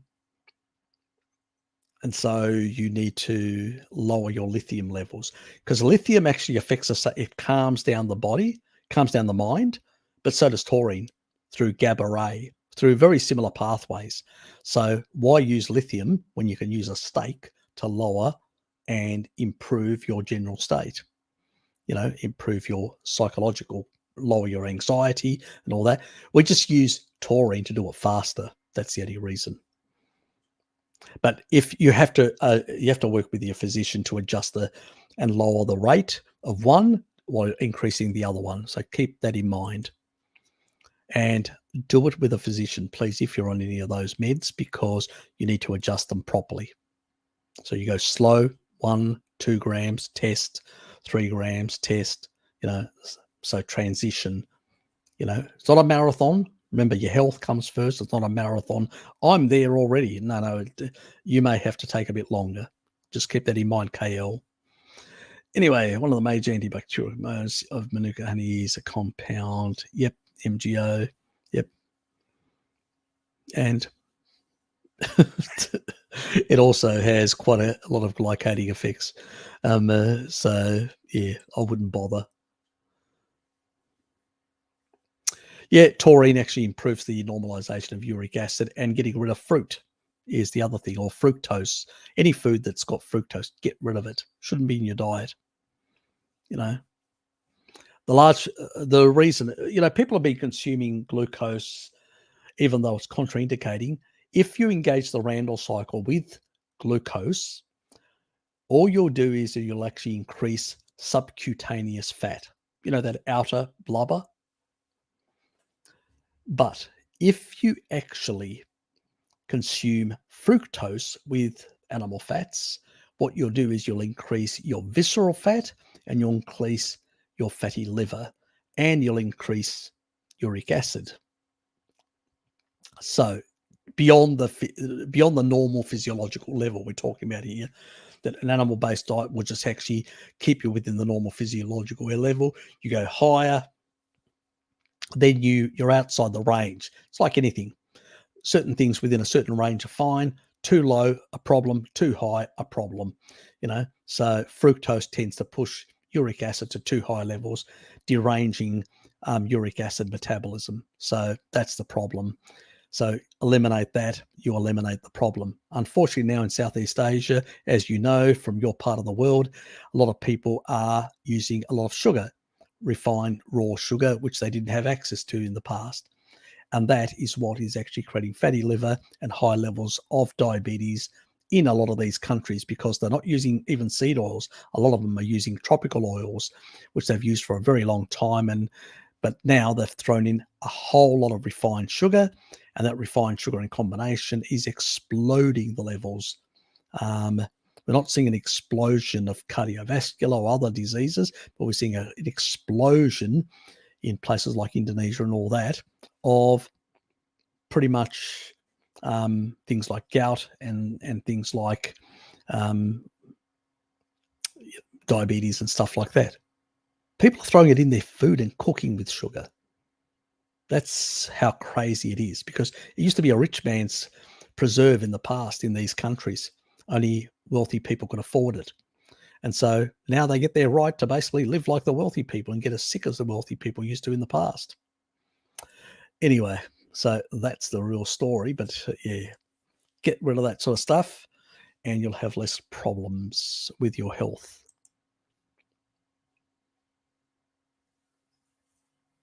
Yeah, it is. It is. Yeah. Yeah, I know. Yeah, but a lot of people basically swear by honey, Manuka honey, and all that sort of stuff. Yep, I know.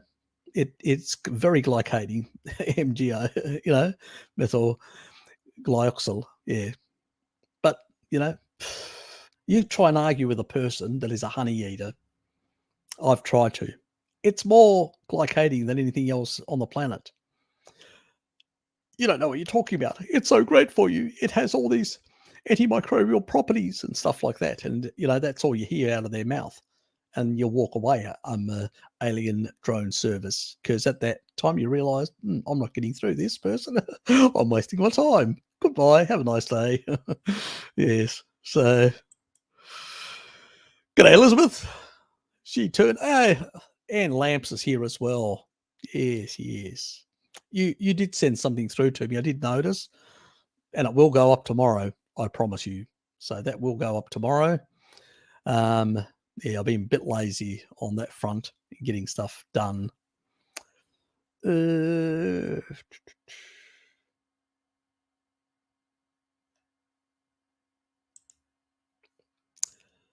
As Harry talked about the vitamin A issue, next week. Yeah, next week I will have my video out. Just haven't got around doing it. Got all the PDFs and everything else, but I haven't done it yet. It'll be very interesting. It will blow all that nonsense out of the water.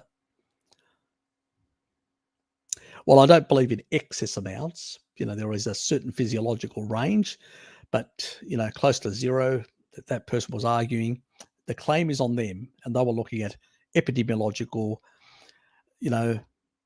and nothing mechanistic. So that person couldn't even. It was anecdotes and yeah. And he was at the same time reducing retinol at the same time as giving taurine to these people, and taurine actually corrects a lot of these issues of fibrosis in the liver and all that, and actually sorts out some of the problems that this person was talking about, the anecdotes. So yeah, I don't think you understand some of this sort of stuff, but what can you do? What can you do? Harry's mum tests. 2 months ago, I started taurine a month ago, and so sounds like I'm on the right track. Yep, not a problem.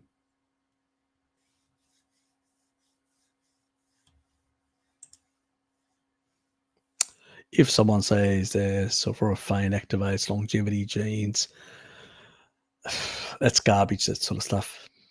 It's more of a hermetic effect. NRF2 can actually be influenced by a lot of things: low carbohydrate diets, fasting, taurine, and many other things. Do you need to put this contraindicated stuff into your body? Definitely not. It's got a lot of side effects as well. So it affects negatively your thyroid. So why would you put something like that when you can actually get the NRF2 through fasting, through things like taurine, through other things, like being in a low carbohydrate state generally. So do you need sulforaphane? We tend to, even on a carnivore diet, tend to basically restrict our food eating window. So mine tends to be within about 4 hours, 4 to 5 hours, doesn't tend to be very much beyond that. So anywhere I will have a meal. If I have a meal about 11, I'll probably have my main lunch meal at about my main meal for the day at about 1 or 2. If I've basically had about 11 at 12 o'clock, I'll probably have my main meal at about 3 o'clock. So that's 3 hours. There may be a coffee or two either way. So it's within a very narrow window. So the rest of the day, so I'll be basically spiking for that muscle protein synthesis, building up. Insulin, IGF-1, mTOR will level off to the level that's required for the signaling purpose of muscle protein synthesis. Once the amino pools drop to very low levels again, for the majority of the day, I will be in a much lower state of anabolism, and NRF2 will be upregulated. So what's the difference? I don't need this garbage, which has a negative effect on the thyroid. So don't bother. And that would be my argument, that you can actually achieve the same thing in other ways. And this sort of longevity gene is a reductionist way. It's a reductionist thing, if you do this, you'll get that. Well, not exactly. There are a whole lot of other things that are affecting. If your thyroid is being damaged and having negative effects on your thyroid, that can actually reduce your longevity. This is reductionism. I know it's Rhonda Patrick's and other people like that jump on this bullshit reductionist nonsense, but the reality is our bodies don't work like that. Yeah, you could basically really restrict calorie restriction as well. Will increase NRF2, so you can actually consume a carnivore diet with restrictions, energy restriction, and you will actually boost NRF2 as well. But if you do that for long periods of time, you'll basically get colder, weaker, frailer. So will you be healthy? It's nonsense. The body's far more than just, one reductionist pathway. This is how they view the world, in this nonsensical way. No wonder a lot of their people try these idiotic things and then fall off the wagon. And most of these so-called gurus don't even do it in that way. They talk about it and then they do a whole lot of other things in between. So, and then they're selling product. It's a joke.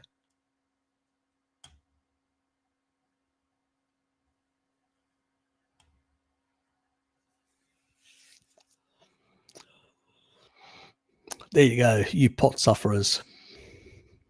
Gary would know a lot about that.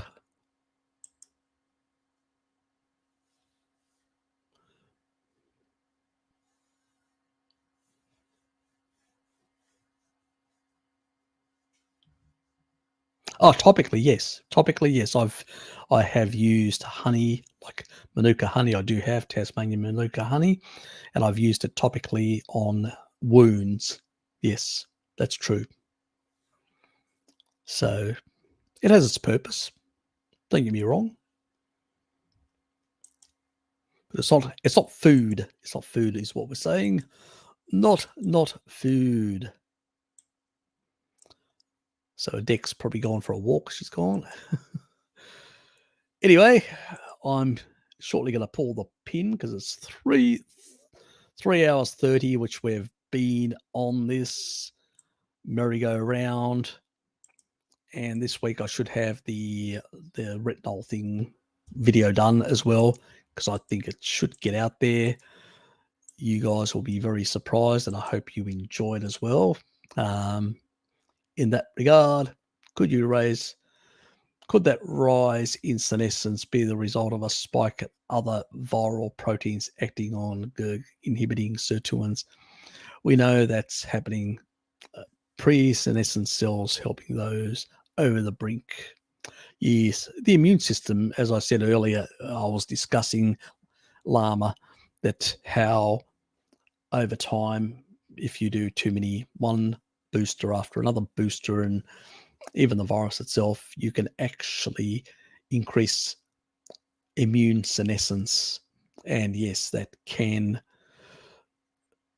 let's say, make you more vulnerable to a cytokine storm in the long run. Not a good thing. Species appropriate diet with the appropriate level of the molecule taurine that actually lowers senescence and improves immunomodulation is what you really need. And my reset, probably should do a video on that actually to explain the exact procedure, because not everybody's going to watch all my live streams, and maybe I should do one of those videos as well. Yeah.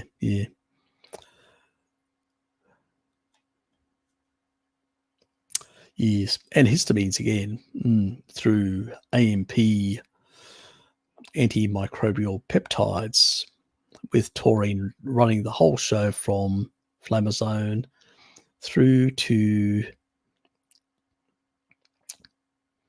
interleukin 18 and then AMPs, and that will bring down histamines as well, which is another thing very important. Again, this is a core element of food. And you should be consuming more taurine, Alex, if you do have histamine issues. I know you do. Sarah, where have you been? Ever heard of using? Yeah, I have. I've used that sort of stuff. I've used basically activated charcoal. Look, I've been there. I know that sort of stuff. In the end, your best detox is your liver, your kidneys, and basically, when it comes to carbon dioxide and stuff like that, is your lungs. So your bile as well can excrete excess minerals. Yes, minerals. As long as you've got enough taurine to regulate ionic ions, which is minerals, in the body, it will actually excrete through bile or through the kidneys excess amounts. Not an issue. Certain compounds like mercury and others require selenium because you generate a thing called selenide. Selenide actually is a chelator and will take out these nasties. I've done a video. It's called Mercury in Fish, and I talk about the mercury to selenide ratio in fish. Some fish have got very little mercury and a lot of selenide or selenium. As a consequence, they are able to basically mitigate the mercury problem. and a number of other heavy metal issues as well. So people should not generalize that all fish are not good for you. That is nonsense as well. I think that guy was actually saying that as well, that he's keep away from fish. They're all polluted like mad. Overgeneralization. Yep, I've used that as well. Actually, do I still have any of that? I can't remember now. I have to check my fridge. Got the silver colloidal in the fridge. I've been there at Gary as well. I think we've all been there with some of this sort of stuff, playing around, testing. I sort of will stick to a species appropriate diet more nowadays and allow the body to re-regulate itself properly and move the stuff out. Yes. So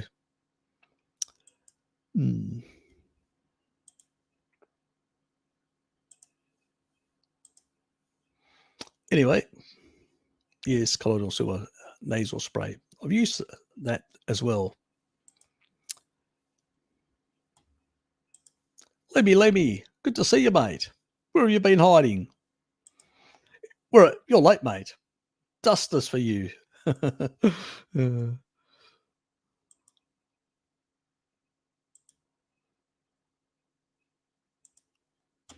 Ryan, good to see you, mate. God, a few of these late comers.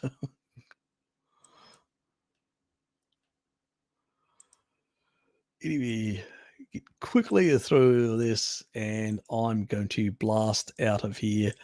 Guys, it's been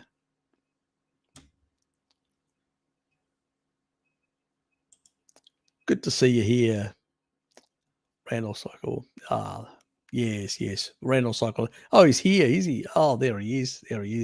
Good to see you, Randall Cycle. Yes. I like the facial expression. Yes. Sammy, good to see you. Yeah, it's coming. It's coming this week. See you.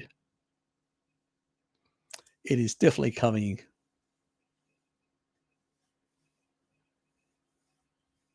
Yes, it does have that effect. Yes, and you can actually generate hydrogen peroxide by other means as well, and also clean it up as well.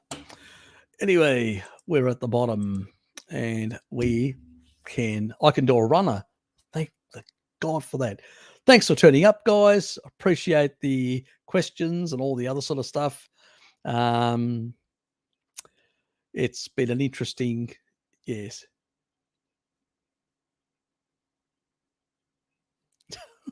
God. Buy honey instead. Yes, H2O2. Yes. God. Anyway, I give up. See you, Sammy. See you, Bert. See you, Gary. Yes, always a pleasure. Thanks, guys, for being here. Take care, and I will see you people in a fortnight's time. I'm doing a fortnight live streams now, not weekly.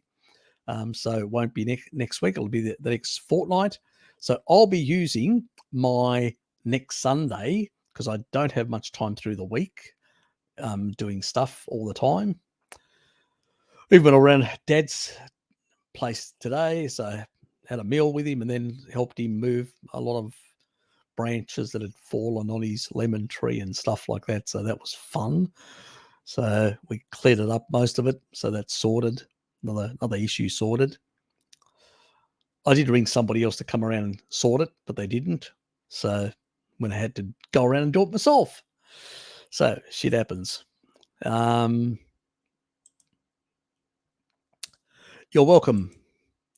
And yes. Your steak only, yes. And Mike's here. You're late. Were you on your Italian siesta? God, you're as bad as the Greeks. I'm probably the only Greek that doesn't get enough siestas. Yeah, exactly. I hope to see you as well. Take care. Jen, Always a pleasure, mate. Always a pleasure. Take care, mate. Hope the family in Korea is doing well as well. Pass on my regards. Anyway, I am out of here. Good night and see yous all. Oops. See you, mate.